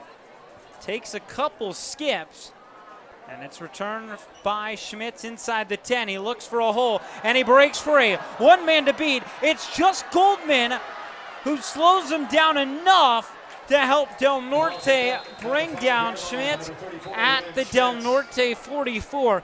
The kicker couldn't bring him down, Drew, but he made enough of a difference there to prevent the touchdown.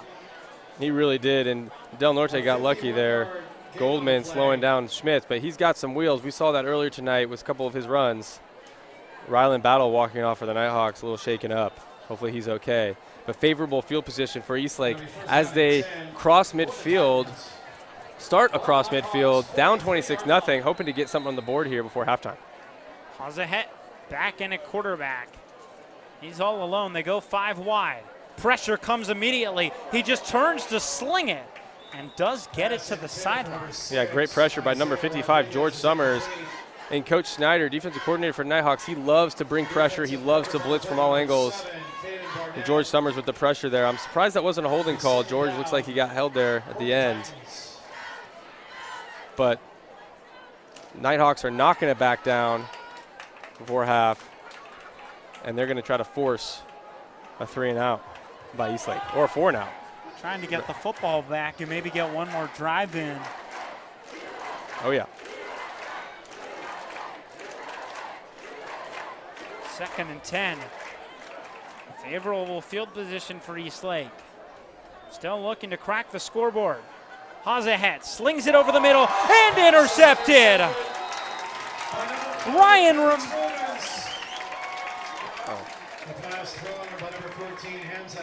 intercepted by Maddox Romans, I think, or Matt Riley. Couldn't tell who picked it off. But that ball was intended for Baron Cardona, I believe. And it was Maddox Romans with the pick. And just like that, Del Norte has the football back. Force that pressure. Quarterback stepped up in the pocket, able to deliver a strike, but to the wrong color jersey, Eli, and Maddox Romans with the pick. Yeah, that was a tough throw if he had made it into double coverage, and Maddox Romans saw it perfectly and said, I'll take that. Yeah, on a silver platter. He's trying to make something happen, just can't force a bad throw. So Diesel Taylor and this Del Norte offense trying to strike one more time. And a throw is incomplete. It looks like some miscommunication between Braxton Jones and Diesel Taylor. Yes, it was. Diesel Taylor patting his chest, saying, my bad, my bad. Braxton throwing up his hands, wondering what happened. They just got to get on the same page. They've had success offensively tonight. They're going to be in a 2-minute drill almost here, because we just have just above 2 minutes in this first half left. 2 and change, we'll call it. 2 and change, fair enough. A dime, a nickel, and 2 pennies. Good math there. Better than my last counterpart, Eli, let me tell you. I don't know if he's listening, but oh boy. We got a mathematician on our hands. Oh boy, sorry, Jonathan. 2nd and 10 from the 29 for Del Norte. Taylor rolls out to his right, sets up shop, throws, and brought in by Whitten at the 40. It's enough for a first down. Caden Whitten had a couple grabs last week against that La Costa Canyon defense. First time we've called his name tonight. Great job by Whitten making that catch. Diving grab. The clock restarts as we hit 2 minutes. The Nighthawks nearing midfield. This time Taylor rolls out left. Fires and brought in again. This time it's Cruz Barnett, his first catch of his varsity career. Great job by Cruz Barnett securing that pass. Diesel Taylor rolling to his left, has Cruz coming across the middle. They love that option. That might have been the same play that they scored a touchdown on with Alec Waters. It looked like. Looked like it. They have gotten Diesel Taylor outside the pocket a bunch tonight. True freshman Cruz Barnett making an impact in this game. His first catch. They get ever closer to midfield. The handoff, straight up the gut goes Del Norte. It's enough for a first down. Caden Barnett gets the carry that time. And a timeout called by Del Norte with 1:15 to go. They're into Eastlake territory, but still some room to march. And it looks like these Barnett brothers are making plays for back-to-back for the Nighthawks, so it's cool to see those guys get in the game, make an impact. And as they approach past midfield, under 2 minutes officially, looking to add to their total, they've had a nice drive here so far moving the ball. You think we see Diesel Taylor air it out at some point? I mean, we've seen the arm tonight. Absolutely. I mean, we've had guys for the Nighthawks, you know, Chase Jurgens, Maddox Romans, and a whole laundry list of receivers making catches. Anthony Taylor in the mix, especially in the return game. We know Del Norte can stretch the field. They have explosive athletes. Eastlake has got to be ready for deep down the field shots by Diesel Taylor and company.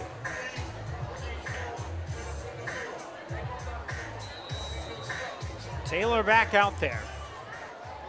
First down and 10 for your Nighthawks. Ball on the Titans' 47-yard line.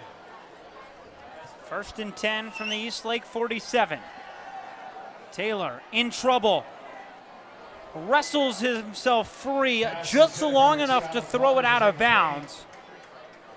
Alec Waters was in the area. Yeah, intended receiver Alex Waters. Kington Schaff is just slamming the turf, upset that he didn't get that sack. Now Diesel Taylor, great job not taking the sack, because in that situation, that is the last thing you want as a quarterback or an offense, is to take a sack by midfield and knocking yourself out of striking distance. So now it's a little over a minute to go. It's 2nd and long. They have their speedsters out there at receiver, race car or NASCAR package. See what they can do. Kingston Schaff almost got him. Had Diesel Taylor's undershirt, but not the jersey and not a sack. Taylor back to pass. He steps up, he scrambles, looking for the sideline, picks up a couple to the 46-yard line. Make it a gain of 1. It was a great job by Diesel Taylor getting out of bounds. He felt the pressure there. Noah Keller got beat inside, rarely gets beat, but great job by Noah, and I call him out because he didn't hold. He did not hold, and he recognized that he got beat, and allowing for no penalties and still positive play and live to fight another down. So I'm going to give him a little shout out there. And that's the right thing to do. Let your quarterback, a guy like Diesel Taylor who's athletic, make a play and avoid the traffic. We've seen it now twice in a row. But it does bring up a big 3rd and 9. Yes, third and long instead of 3rd and longer. There's Anthony Taylor in motion. It's a screen for Braxton Jones. He takes it down the sideline, has a first down, still on his feet. Finally lassoed down inside the 15. The clock stops for the moment. That was a great job by Braxton Jones and his blockers out there leading the way. We go a little tempo here. Let's see if they spike the ball. Yeah. That's what Diesel Taylor does. 45 seconds to go, but that big play by Braxton Jones changes the calculations here late in the first half. It really does, and we've seen that play before. It's this wide receiver screen to the short side of the field, as we call the boundary, and we've seen that happen, same play, week 1, Braxton Jones against Point Loma with big gains. So we know he can take it to the distance with the ball in his hands. We've seen receivers make explosive plays tonight. It was a great job by the offensive play callers for the Nighthawks getting these guys in space. You talked about the athletes that Del Norte has a receiver. On that play, get it to your athlete, let him go make a play, and that's what Braxton Jones did. It's 2nd and 10 from the 11, and the handoff straight up the middle goes Barnett, right into the end zone. A clear path for takeoff, and the Nighthawks score again with 40 seconds to go in the second quarter. A 12-yard run. Great job, Caden Barnett.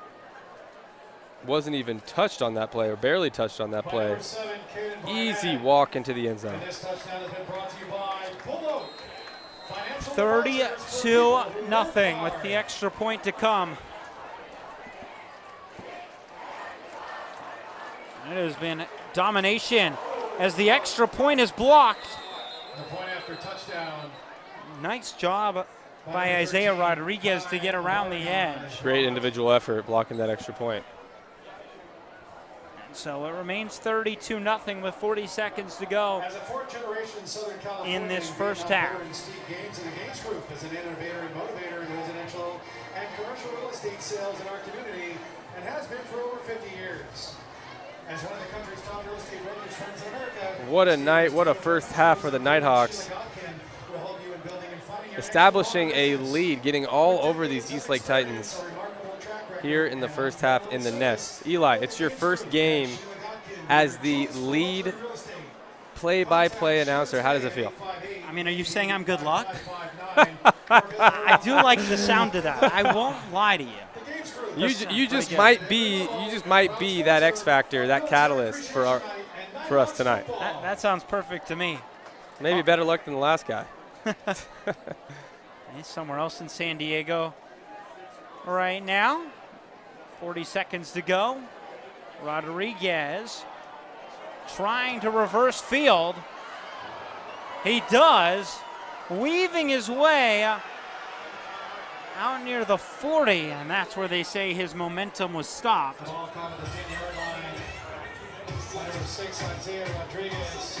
Isaiah Rodriguez, I was looking for the name. Great individual effort.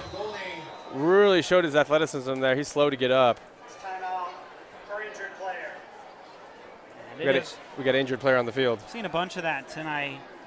Have to imagine the heat plays a little bit of a role in that. It is hot. I'm sweating up here, and I'm doing nothing. And these guys are down on some turf. The turf heats up. A little inland San Diego. You know, I'm a coastal kid, Eli. I'm used to the beach, 15 minutes, 5 minutes from the coast. you know, that coastal breeze. It is hot here tonight. I'm a Bay Area kid, so okay, I'm used to the 70 degrees at the top, a little bit of 65 and cloudy. There you go. But it is toasty tonight. As Hodahet still in a quarterback after the interception. Just hands it off to Schmitz. Does not get back to the line of scrimmage. And 15 seconds to go in the first half. And Eastlake might just settle and let the clock run out. That's what they'll do. And it has been all Del Norte through half number one. A bit of a slow start, but they turned it on late. 32-0 through the opening half. 32-0. That's the end of the first half. 32-0. I don't know. I thought you said 30. My bad. It's okay. 32-0. First no, you're half. saying 30. No, I'm confused. You're the mathematician here. You're over 30. over 30. 32-0 is our score. It is all Del Norte here in the first. We'll be back for the second half on Nest TV after this break.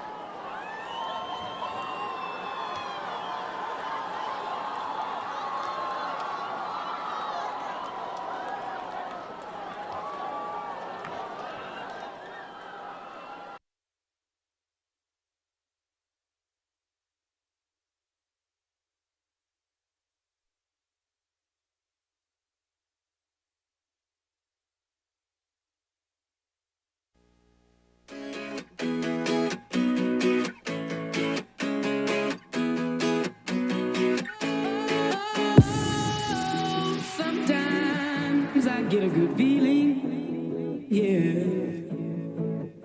I get a feeling that I never had before, no. I get a good feeling, yeah. Oh, sometimes I get a good feeling, yeah. I get a feeling that I never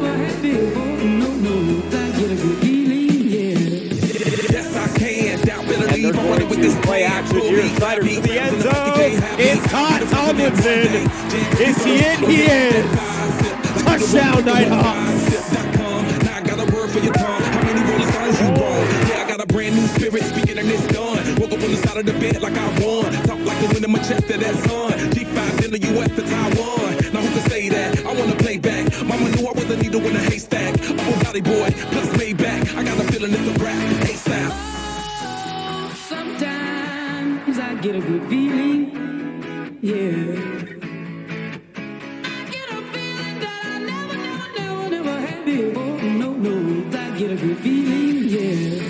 Oh, sometimes. When it comes to money, you have to be very pragmatic. You have to be very data-driven, and you have to learn how to separate your emotions from what's factual and what's best for you. The people we work with and who would benefit the most are people who want to make the most of their time.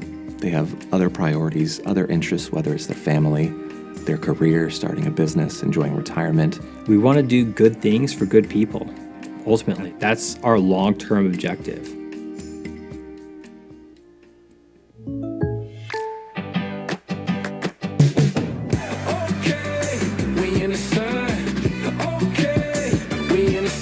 Contact local agent Ronald Wang for an auto quote today.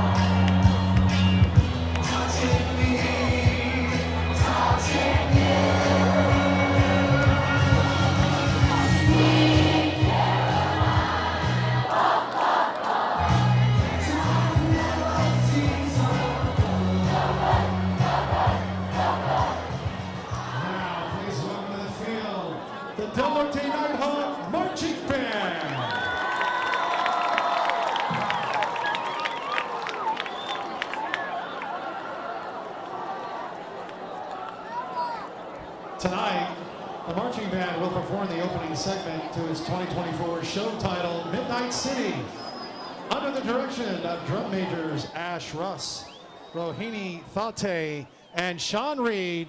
Please welcome your Del Norte Nighthawk Marching Band.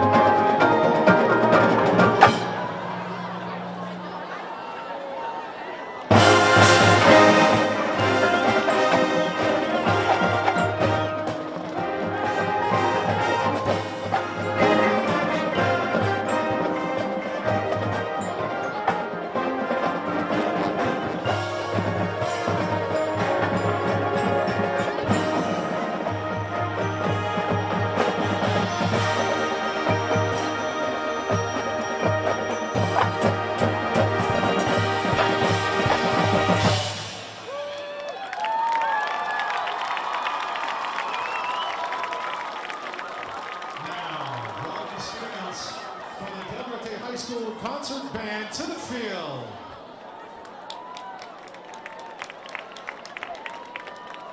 The combined bands and color guard will perform Runaway Baby.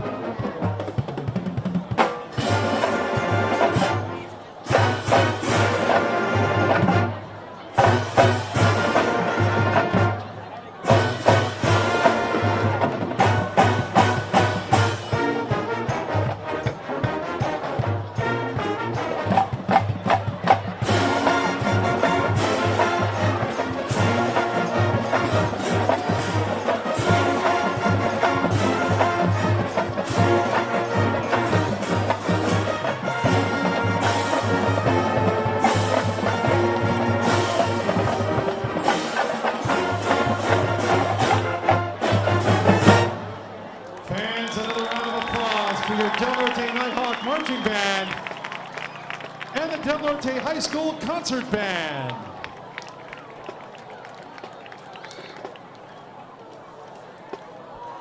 Now, please welcome back to the field your Del Norte High School Nighthawks.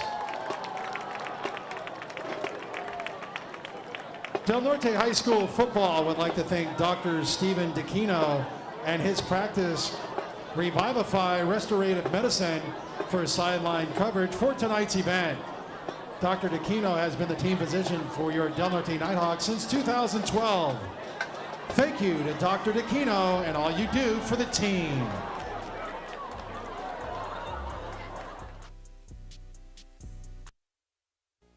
Growing up, my grandfather, he owned his own business. He had a saying which was, hard work never hurt no one.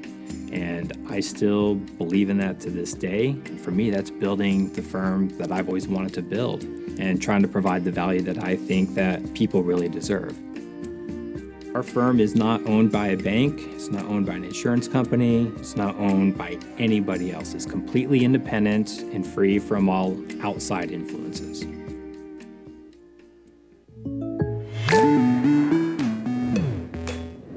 The State Farm Personal Price Plan helps you create an affordable price just for you. Contact local agent Ronald Wang for your personal price plan today.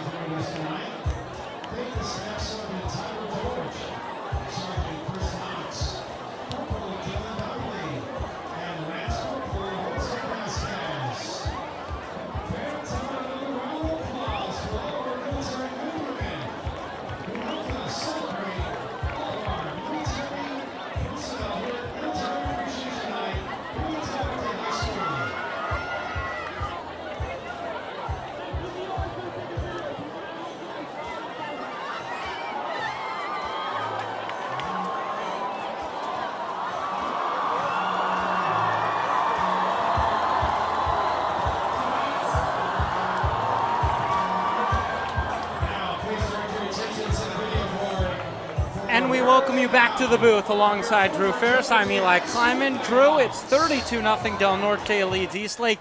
It has been all Del Norte after a bit of a slow start, but they picked up the pace and have started to run away with this football game through a half. Yeah, they really have. It's been all Nighthawks here in the first half, 32-0. Shutout for the Nighthawks. Great job on defense, keeping them out of the end zone and getting those explosive plays on offense, right? We saw a myriad of wide receivers and Diesel Taylor making some great throws, getting guys in the end zone. So it's been great to see the Nighthawks bounce back from last week and really explode here on offense. So if you're the Nighthawks, what are you looking to work on in this second half? Although you have a huge lead, but it gives you opportunity to work on a couple of things here or there. Yeah, in this first half for the Nighthawks,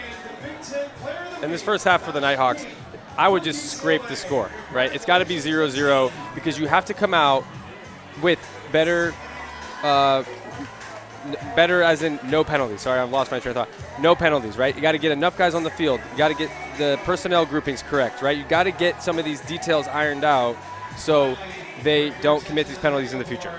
And hopefully punch it into the end zone a couple of times. An interception in the red zone and a field goal they had to settle for on their first drive. But all things in all, it has been a good night for Del Norte. It really has. So there's a lot to be positive about here for the Nighthawks. A lot of good tape that they put on film. But back to what my train of thought was before we get going here is, yes, they have to think of this game as 0-0. They're going to get some of these other players in the game that haven't gotten in the game so much on all phases. And so just limit the amount of penalties, look cleaner, have the right guys on the field at the right time, and really be firing off on all cylinders. And this is a perfect game to work on some of these things. You don't have to worry about the mistakes you've made like you would in a close game. You're up 32-0, and now you have a second half to play, and Del Norte will look to finish this one out strong.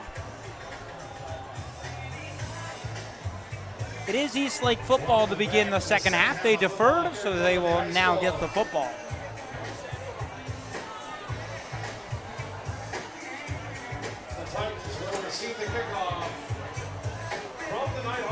Which means Grant Goldman will boot it away. Check that. Mateo Roscoe to do the kickoff duties to begin the second half. We saw him a lot in the first game against Point Loma with a 38-yarder. Schmitz back to return. And away we go in the second half. It's Schmitz to return. Makes a cut. Looks for the sideline. But Del Norte strings him out of bounds at the 27-yard line. Great job by Tendo Tom Goulding, forcing him out of bounds, making him go east and west. Holders, great athletes. Holders are athletes too. Specialists are athletes too. And again, like I mentioned, some of these guys that don't get in the game often, maybe some of those sophomores and juniors or some of those seniors that are buried on the depth chart, look for them to get in the game in this second half and get some valuable playing experience. Well, here comes Eastlake. Used two quarterbacks today, both Rocket Demery and Hamza Hadahet. And it is Hadahet under center to begin the first drive of the second half. He takes a high snap. It's a pitch outside, and there is nothing there for Rodriguez. Wrestled down in the backfield. A kittle of Nighthawks flooding to the ball. It was a great job forcing that to go east and west and not allowing that ball carrier to go north and south. Caden Barnett took on a few blocks, took up a couple guys, freeing up some of those other Nighthawks to make the play. Fantastic work on that first play by the Nighthawks defense. A loss of 3, 2nd and 13 from the 23. There's not been a lot of movement for this Eastlake offense. Still scoreless as we begin the third quarter. Hazahet on the give, up the middle, nothing there for William Schmitz. Jaden Samuels in on the stop. Does a great job by Jaden Samuels getting penetration, recognizing that the ball was being run to the right side, and just makes the play. That was a great job being active, locating the football, not running past the ball carrier, making the play. So a loss of 3 on first down, a loss of 2 on second down, and now Eastlake needs 15 to pick up the first down here on their opening drive of half number 2.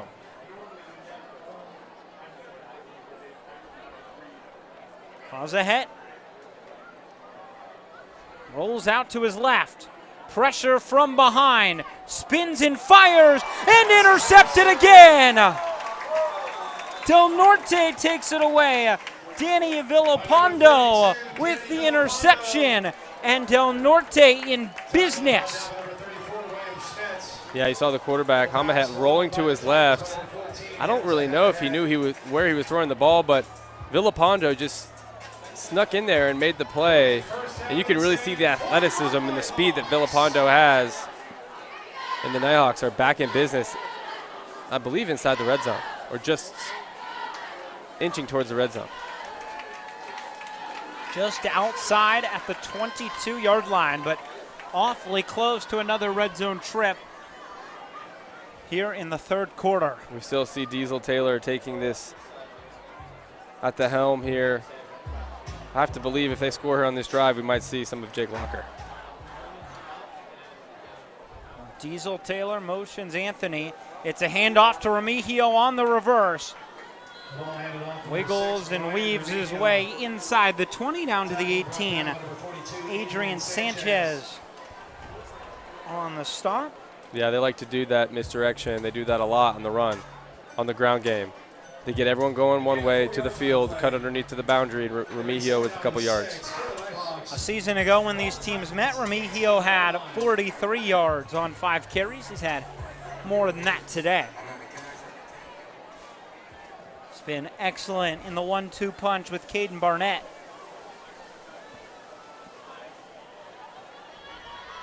Second and 6 from the 18.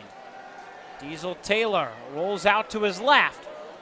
Off his back foot, he fires, he has a man. It's Braxton Jones inside the 5 before he's table-topped. Down at the 4. Getting a little chippy down there. But yeah, great catch by Braxton Jones. Hope he's okay. Yeah, he took a shot, but he fell to the ground pretty hard. He's a tough kid. He's one of those receivers that I've mentioned in the last few weeks, really taking a step into being the top target for the Nighthawks. Great to see him getting the ball here, moving the chains. Lost some talent from a year ago. They've filled in nicely with the pieces they have. First and goal from the 5. Trying to put a cherry on top of an excellent first half. Here to start the third. Off play action, Taylor cannot find Waters. Incomplete, second and goal from the 5. A little bit too much steam on that pass.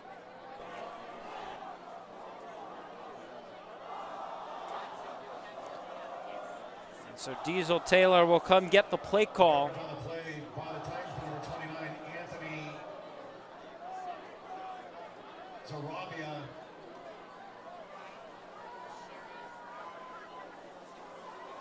Getting some players on and off the field are Del Norte. It'll be second down and goal to go for Del Norte. Anthony Taylor stays out there.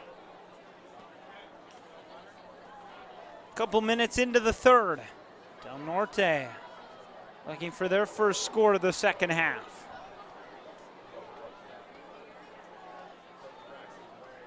Diesel to Anthony Taylor. Works his way inside the 5. Down to the 1, a flag comes in late from the back judge. And we will wait on the call.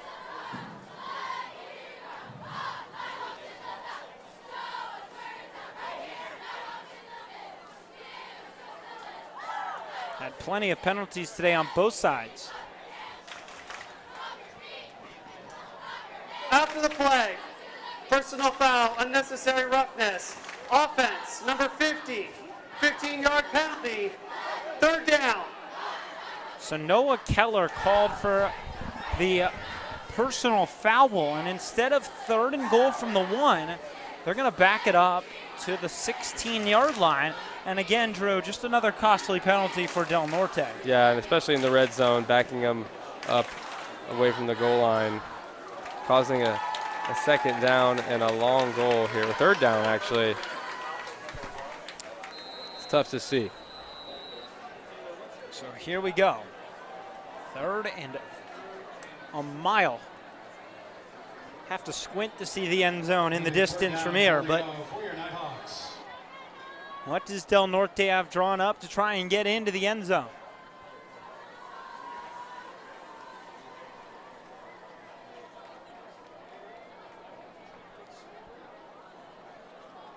Faroki and Waters to the left, along with Anthony Taylor.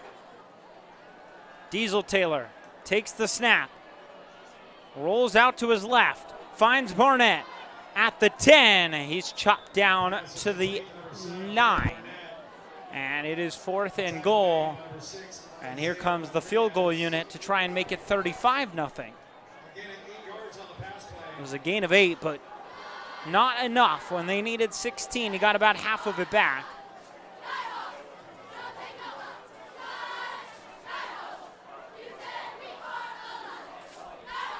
So it's Mateo Orozco on for the field goal. Is hit from 25 today. This is from 26. High snap, and it's blocked again by Eastlake. And Del Norte just has to fall on it. And so the interception from Hanahet. Villapando comes up short for the Nighthawks. Hanahet. Yes, Hanahet threw the ball. Threw the interception.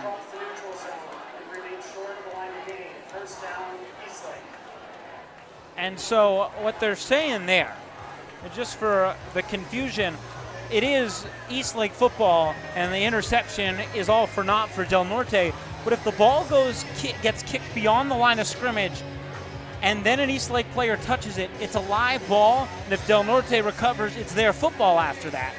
But the ball, as the ref just indicated. It's like a punt. If you punt the ball across the line of scrimmage and they touch it, it's a live ball.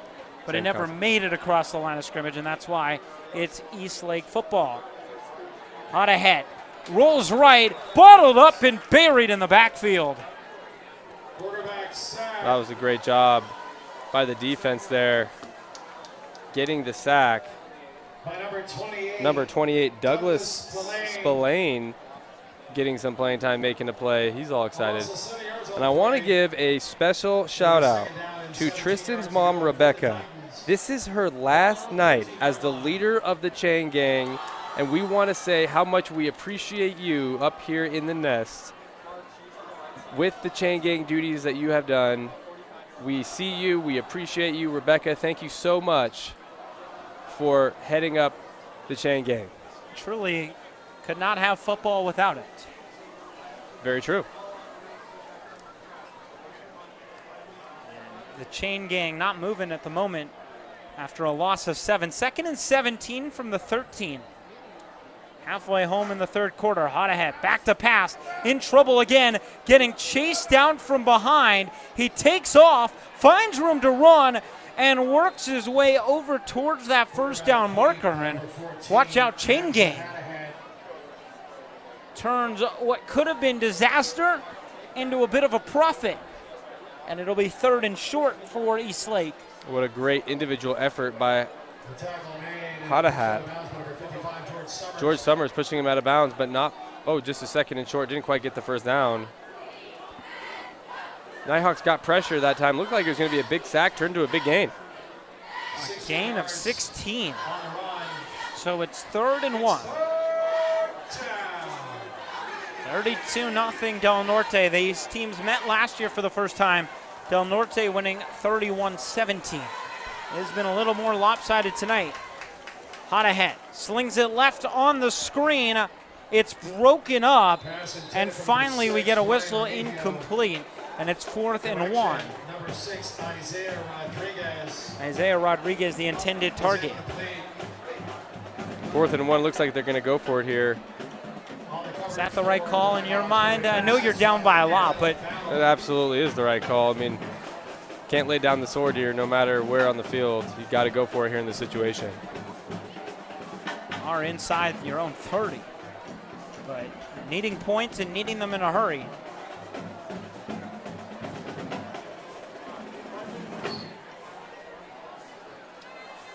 Big fourth down play for Eastlake. It's fourth down for the Titans. So here we go. Hodahet in the shotgun on 4th and 1. Runs left, keeps it himself, finds the first down, and then brought out of bounds at the 34. Yeah, that was Maddox Romans on the tackle coming from the defensive back position, not before he could get a first down. So Eastlake getting some life here on this drive, moving the chains. Yeah, that big run of 16 yards on 2nd and 17 ultimately set them up for success. But still running behind. 32-0 Del Norte.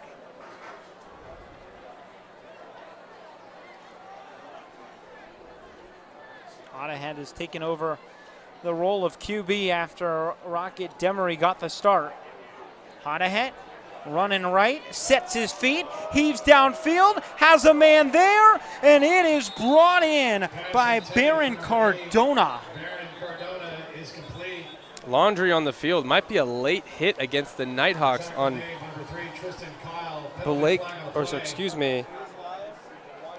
Hamza Hodahet. And you're exactly right, Drew. Yeah, that was George Summers with the late hit. George Summers patting his chest saying that was me. But again, adding to the laundry list of penalties for the Nighthawks.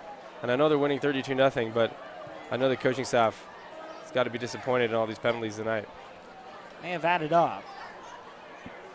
And so Eastlake inside the Del Norte red zone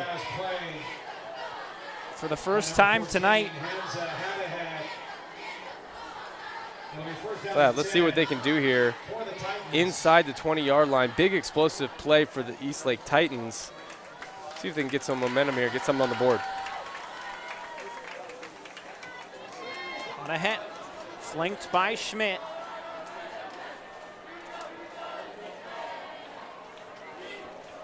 First and 10 from the 16. A give to Schmidt. Looks for the outside, runs through a couple arm tackles. Down inside to the 13, and another flag flies in on late. The play. Looks like we got a little bit of break in the action. And I want to take this time to give a special shout out to Matt Riley's grandpa, Dennis Sullivan, U.S. Navy from. Personal foul, unnecessary roughness, offense, number 71, 15 yards from the end of the spot, 2nd down. Let me start that over. Matt Riley's grandfather, Dennis Sullivan, U.S. Navy from 1958 to 1962, a machine repairman, 2nd class. Today happens to be Dennis's 83rd birthday, so we want to give a special shout out to the Riley family. Dennis, happy birthday, happy 83rd birthday. Thank you for tuning in here, watching your grandson play tonight. Well, happy birthday, Dennis, and Matt Riley has played well tonight. Yes, he has. Del Norte defense has. And another personal foul backs up Eastlake. It has been a personal foul fest. Getting chippy, 2nd and 22 from the 28. A screen pass out to the left. Schmidt has it. Tries to bounce it outside. Thrown to the turf inside the 25. Close to the 20. William Schmitz, again, pitch and catch. He's been one of their main offensive players tonight. I'm not sure why we haven't seen Rocket Demery. Maybe he took himself out of the game. I'm not sure why he hasn't been playing. But nonetheless, William Schmitz gets a 5-yard gain and turns it into 3rd and long. You wonder if Demery, the last time we saw him was on the scoop and score touchdown.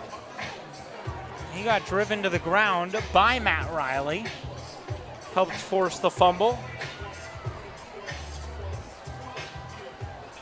And it looks like he's on the sideline with a wrapping on his right shoulder. Might be the answer. On 3rd and 15, a lot of work to do. Fires over the middle, tipped in, incomplete. Number 9, Matt Riley, absolutely laid a lick to number 14, Hamza Hanamed. And Danny Villalpando, who already has an interception with the deflection. To Hamza Hanamed. Woof. Took a lick from Matt Riley coming off the edge.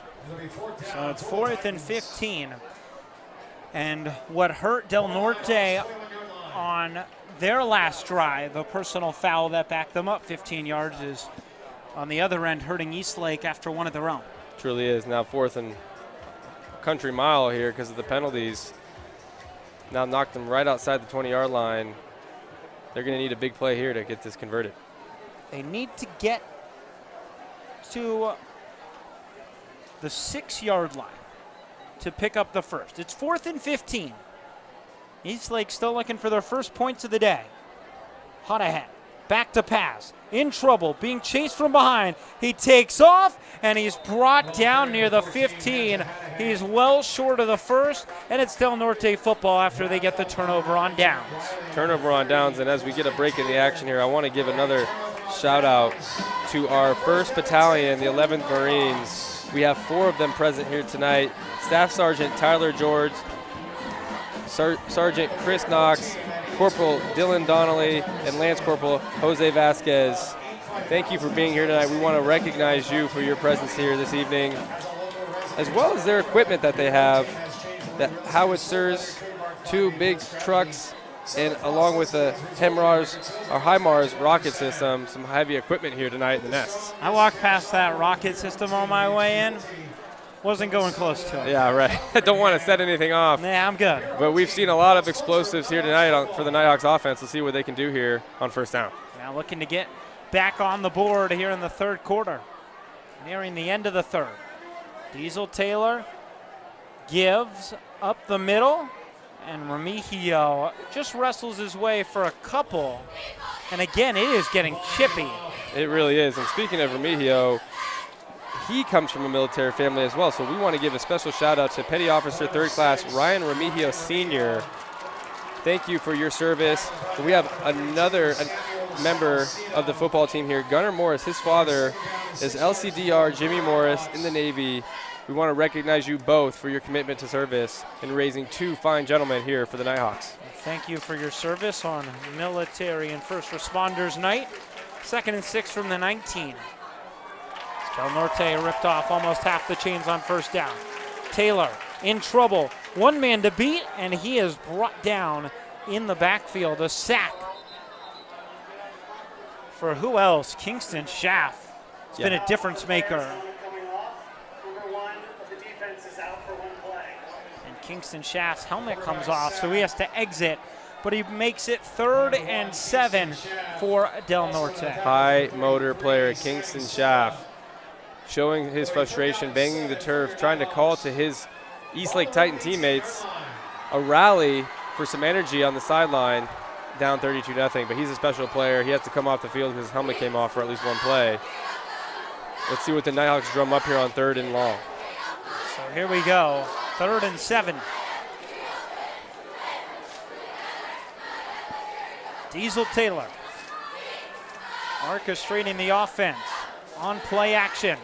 Sets up shop, slings it down the right sideline, and Alec Waters brings it in for a 1st down. Great to see him get involved with the offense. Another catch for Alec Waters here tonight. Diesel Taylor finding him in open space. And Diesel Taylor, Drew, has done a great job of facilitating this offense, getting almost everyone involved. He really is. Another injured player. Another injured player. And I also want to take this time to share a special story that hits home here with the Nighthawks. So some of you might not know this. I've already mentioned some of these military connections that we've had here. And I want to share a special story with you all.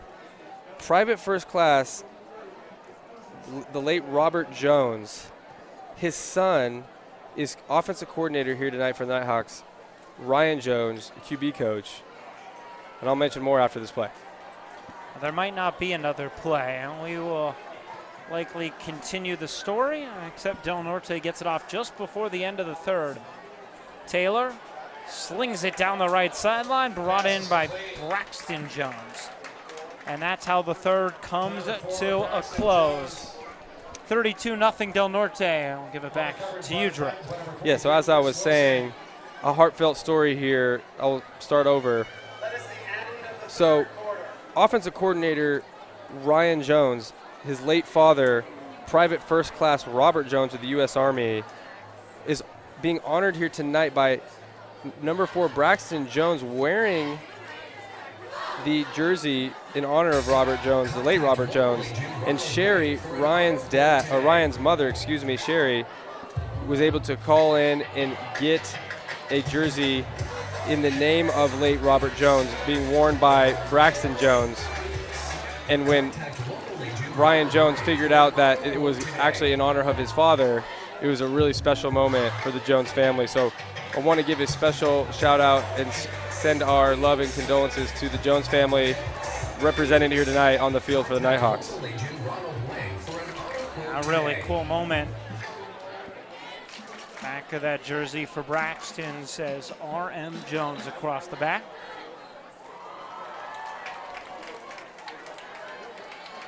A lot of very special moments tonight for military and first responders night. First down and 10 for the Nighthawks to begin the fourth quarter of play. Braxton Jones is in to begin this fourth quarter. He's the receiver at the bottom of your screen. On 1st and 10. Diesel to Anthony Taylor. A spin move like a helicopter blade as he gets past midfield. Another first down. Another first down for the Nighthawks. And on the theme of military families here, we have a lot of military connections, and I have one more I want to talk about. Offensive lineman Noah Keller has multiple family members associated with the military, and I want to give a special shout out to them. His aunt, Lieutenant Colonel Carrie Bruner in the U.S. Army, is out in Virginia. So if you're watching here tonight, we want to thank you for your service. Thank you for tuning in. More to come after this play. Taylor flips it to Anthony. Diesel to Anthony has been a connection that has worked tonight. Close to another first down. And Noah's stepfather, Major Robert Bledsoe in the Marines, is also in the military. And his mother, Kelly Keller, also with military ties, all around here. And she was the lead planner for here at Military Night. We want to give her an extra extreme shout out as she did a lot of work leading up to this night. Thank you, Kelly, for your efforts. A huge shout out. It has been a fun night with the planes, the parachuters. If you watched our pregame show, you can catch some of that. You can also scroll back on your YouTube feed after this one wraps up. 10.5 minutes to go here in the fourth. A great job by Drew tonight to give some of these shout outs to all these military families.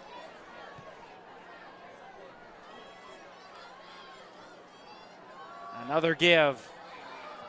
Remigio picks up a couple. It looks like number 63, Matt Kalfas, was slow to get up. I hope he's okay. Third and short here for the Nighthawks. See if we can convert here.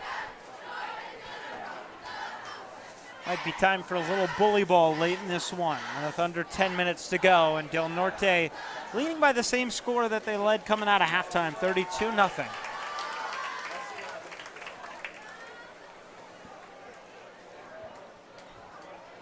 In no hurry.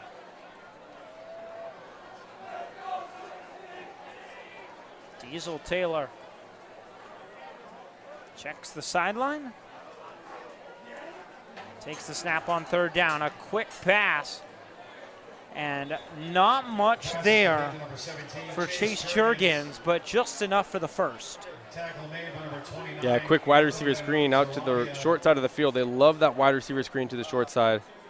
Looks like there's laundry on the field again for the either Nighthawks or the Titans. Let's see who's he's on. There is a flag down. Interference, offense, number 27, 15-yard penalty from the previous spot. Replay, third down. Yeah, that's Cruz Barnett on the pass interference. And again, that quick hitch play, Eli, getting out to the boundary, the blocks have to be timed up perfectly. If the ball's not out on time and before the block is there, they're going to call pass interference. Well, another costly penalty makes it 3rd and 16. And again, backed up behind the chains, needing a big play.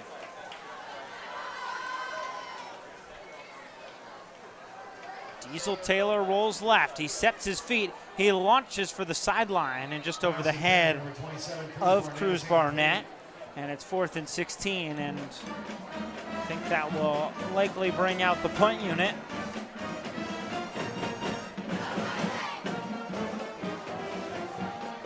Yeah, it looks like they're going to punt the ball here. Grant Goldman going to get the nod here at punter. I think he was pulled up. No, he's a senior. He must have a younger brother that plays on JV. I feel like I know that name. Remember his punt earlier was downed at the 1. It was. Looking to have similar success here. Schmidt back to return. A little offsides by the Titans. I don't think they're going to call it. It's bouncing inside the 10. And how about that? Down at the 7. Grant Goldman. Grant Goldman, what a night. Pinning these Titans inside the 10-yard line for the 2nd time tonight. Special teams matters, Eli.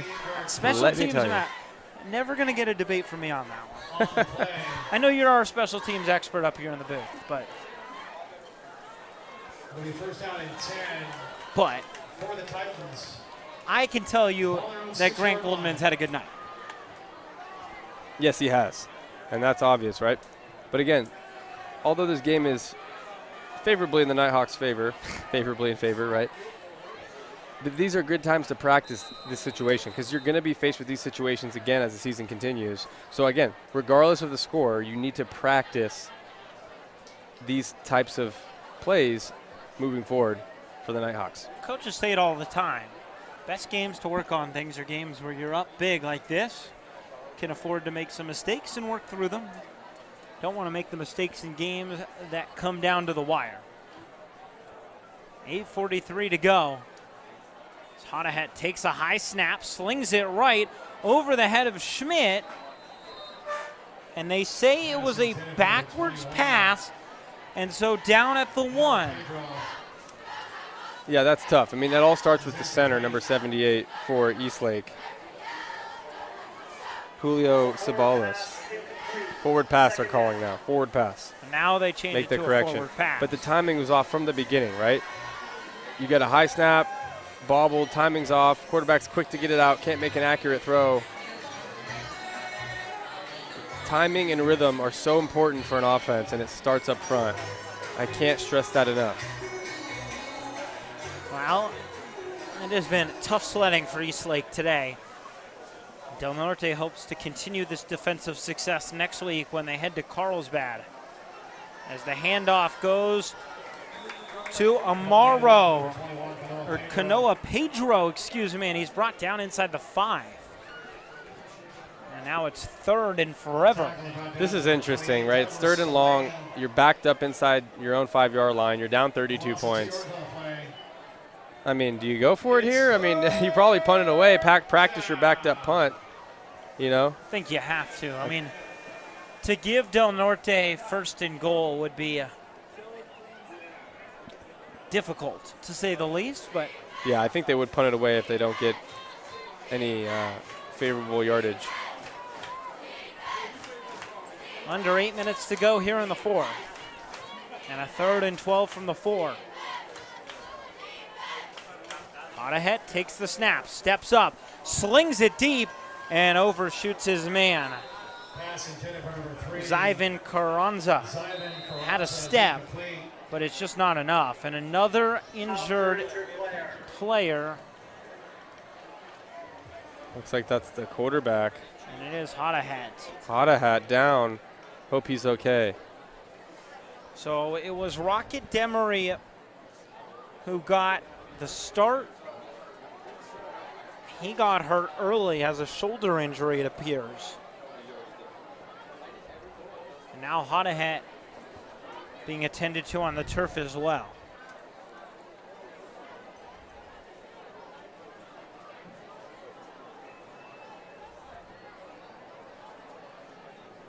Yeah, tough to see him go down. He's really battled all night tonight. He's had a great game, barring the score. Really given his all. As we take a look at the former Nighthawks who are playing college football right now. 3 on the screen. Where are they now? Let's see. Starting from the left, Eli Gilmore out at Nevada Reno. And in the middle, we have UCLA kicker who actually kicked a game winner last week against Hawaii, Mateen Bagani. And then on the far right, we have kicker, class of 2024, Trey Coleman, who hit a lot of big-time kicks here at Nighthawk Stadium out in Utah. Well, 3 great programs. UCLA. All specialists. Needed that kick on Saturday to beat Hawaii. Back kick to receive for your Nighthawks is number 1, Anthony Taylor. It's Anthony Taylor back to return the punt.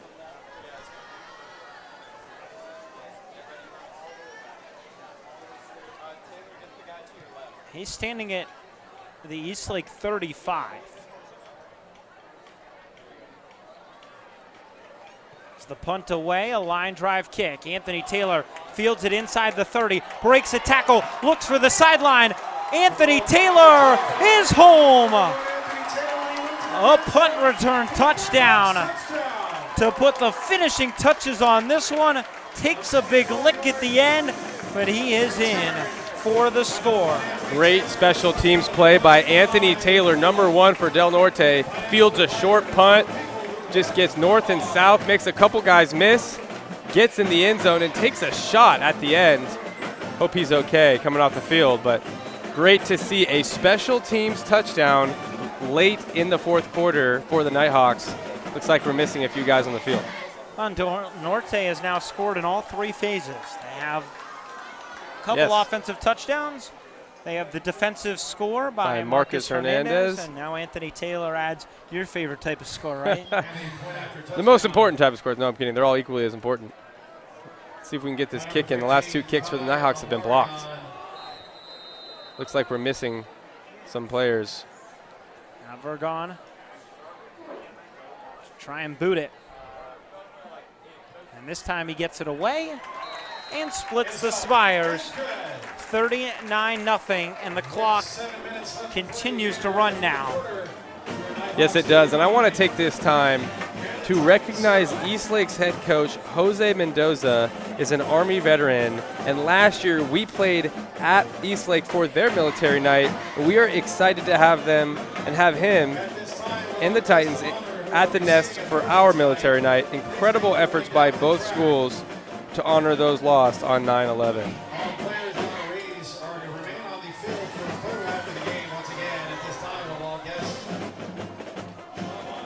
It is really cool to be able to have this night. As you watch Anthony Taylor one more time, well, that's the big hit from Nate Rodriguez. But a touchdown regardless for Anthony Taylor.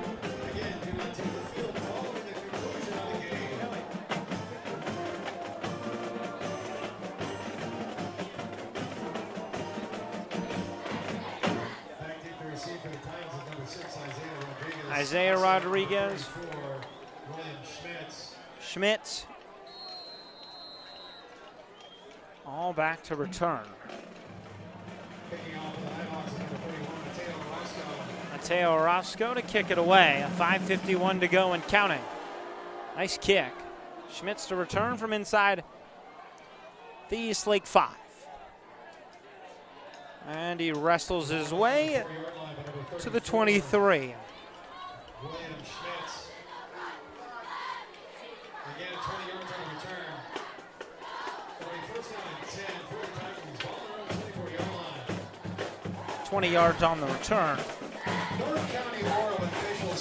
And I also want to take this time to recognize number 12, Diesel Taylor's grandfather and Detroit Taylor's grandfather, Lieutenant Colonel Don Milam, who is here in the stands tonight. Don, thank you for being a part of this military night tonight. This is all about you and the rest of the military participants who have invested their lives. Thank you so much for being here.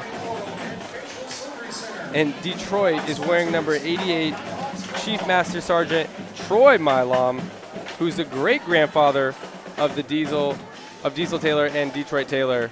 Thank you both for your service. And Diesel Taylor has his grandfather is just out of the reach of Isaiah Rodriguez on the back of his jersey.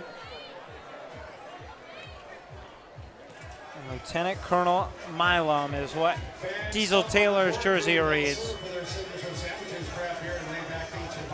Near 4 minutes to go, and Honahat back on the field and almost connects for a big play. Yeah, and on Diesel and Detroit Taylor's mom's side, I mentioned earlier in the broadcast, Tanya Milam, also a member of the military. So if you're listening, thank you very much for your service.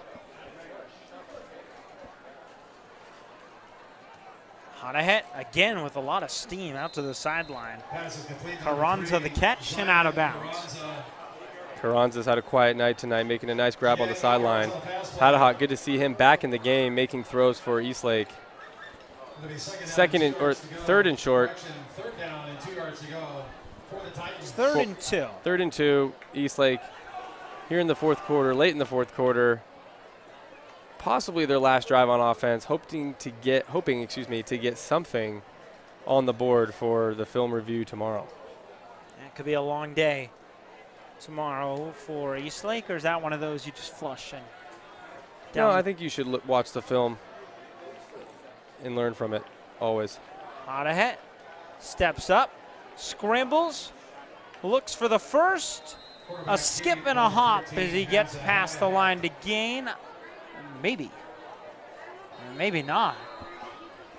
I believe that was number 87, Ryan Beer, forcing the pressure on Honahat, and he just escaped. I think he got first down yardage. Looks like there's a flag on the field. Another flag. We have seen a lot of laundry. We have seen a lot of laundry. More than I do in a week, Eli. I was going to ask if you brought your laundry basket. I should have. It's a laundry fest here tonight. Unsportsmanlike conduct. Defense, number 19. 15 yards added to the end of the run. Automatic first down. So Caden Tomlinson first unsportsmanlike of the called game. for the unsportsmanlike, his first of the game. But my goodness. Yeah, we've seen a lot of penalties on both sides of the ball. Unsportsmanlike conducts, too many men on the field, blindside blocks. Both teams are going to have to clean it up moving forward if they want to have success this season. That has been a sloppy one, but all Nighthawks as Honahat launches deep. No one back there except Maddox Romans, but he's unable to hold on. The receiver went down at about the 30. Yeah, I bet he wishes he had that one back. Already a pick tonight. Could have made it two, but. And Villapando also with an interception as well. 2 picks so far. They have the defensive score and the safety. As we hit 2 minutes to go. Second down and 10 for the Titans.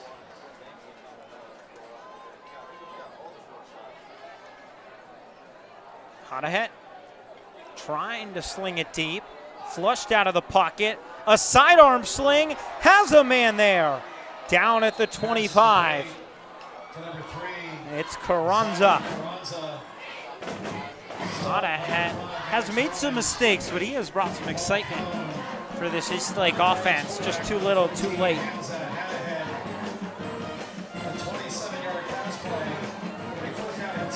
Yeah, getting some life here for the Eastlake Titans.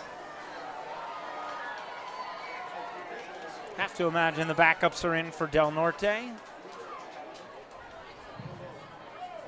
Also, I want to give another military shout out, last but certainly not least, head coach of the freshman team, Johnny Segovia, Coach Joe South, offensive line coach, and Coach Lewis Beans. A man open for Eastlake, and they have put a score in late. Isaiah Rodriguez passed the defense. That was a great pitch and catch for the Titans, finally getting on the board here late in the fourth quarter. Great catch for the touchdown. From number 14, Hamza Hadahat. Hamza Hadahat with an excellent strike downfield. So Eastlake will not be shut out tonight. No shutout. That'll be the last score of the game, almost certainly. Almost certainly, but I want to give a quick shout out to Johnny Segovia, freshman head coach, former military member, Coach Joe South, offensive and defensive line coach, and Lewis Beans, a defensive coordinator, all on the freshman coaching staff, all members of the military. Thank you for your service. It is a pleasure and an honor to coach alongside you guys on the freshman football team, instilling great values into our young freshmen here at Del Norte. Max Acosta on for the extra point. What a stacked freshman squad as it is blocked. And this one will likely end here. 39-6 is the final score. And Del Norte bounces back for their first home win of the season as they take down Eastlake. Great to see the victory for Del Norte, above 500 for the Nighthawks. Tough loss for the Eastlake Titans as they go back home down south tonight. But a lot to cheer about, a lot to be happy about for these Nighthawks.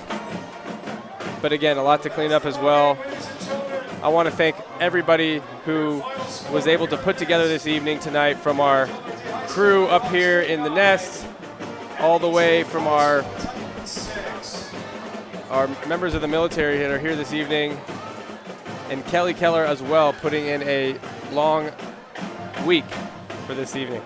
That was a special evening and a really nice win on top of it. Eastlake falls to 1-2 before they head to face the best team in the San Diego region in this week's rankings, at least. They head to Granite Hills. That's not going to be an easy task for the Titans next week, Drew. No, it won't. That'll be a tough game for them for sure. And for Del Norte, it is off to Carlsbad. My neck of the woods. Your neck of the woods. A little bit further up north than here in Del Norte. Should be a little cooler out there on the coast. That's hopefully it'll be a little cooler next week. And that should be a fun one. Two really good teams.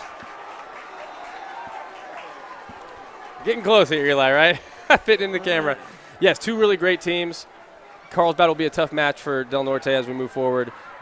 They've got to get back to the drawing board, right? They established some really good things on offense. We were able to run the football here against Eastlake, score some in the air with Diesel Taylor dropping back, hitting his receivers, and on special teams as well, Anthony Taylor getting that return for a touchdown.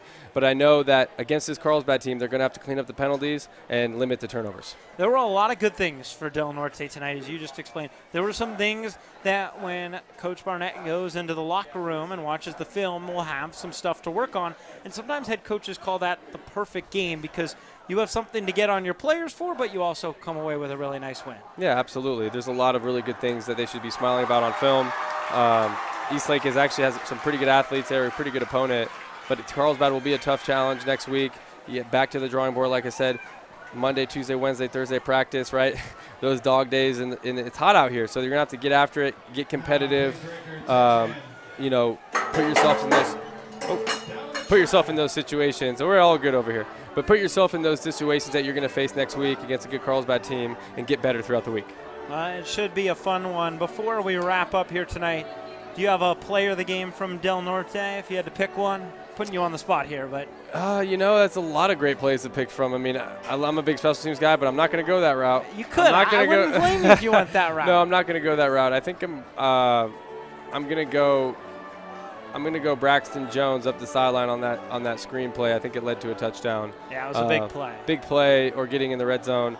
That might have been the play that set up Alec Waters actually underneath the score. Both of those guys have been guys that I've mentioned early on in the season that I knew were going to have great years and develop and really become weapons for this offense. And you could give it to the whole wide receiver group with the way they played, because Anthony Taylor also Chase Jurgens, another guy who had the big catch. Anthony Taylor with some nice returns, including the return for the touchdown, but also a receiving touchdown. So that entire room played fantastic tonight. Well, that wraps things up here from Del Norte. 39-6 is our final score.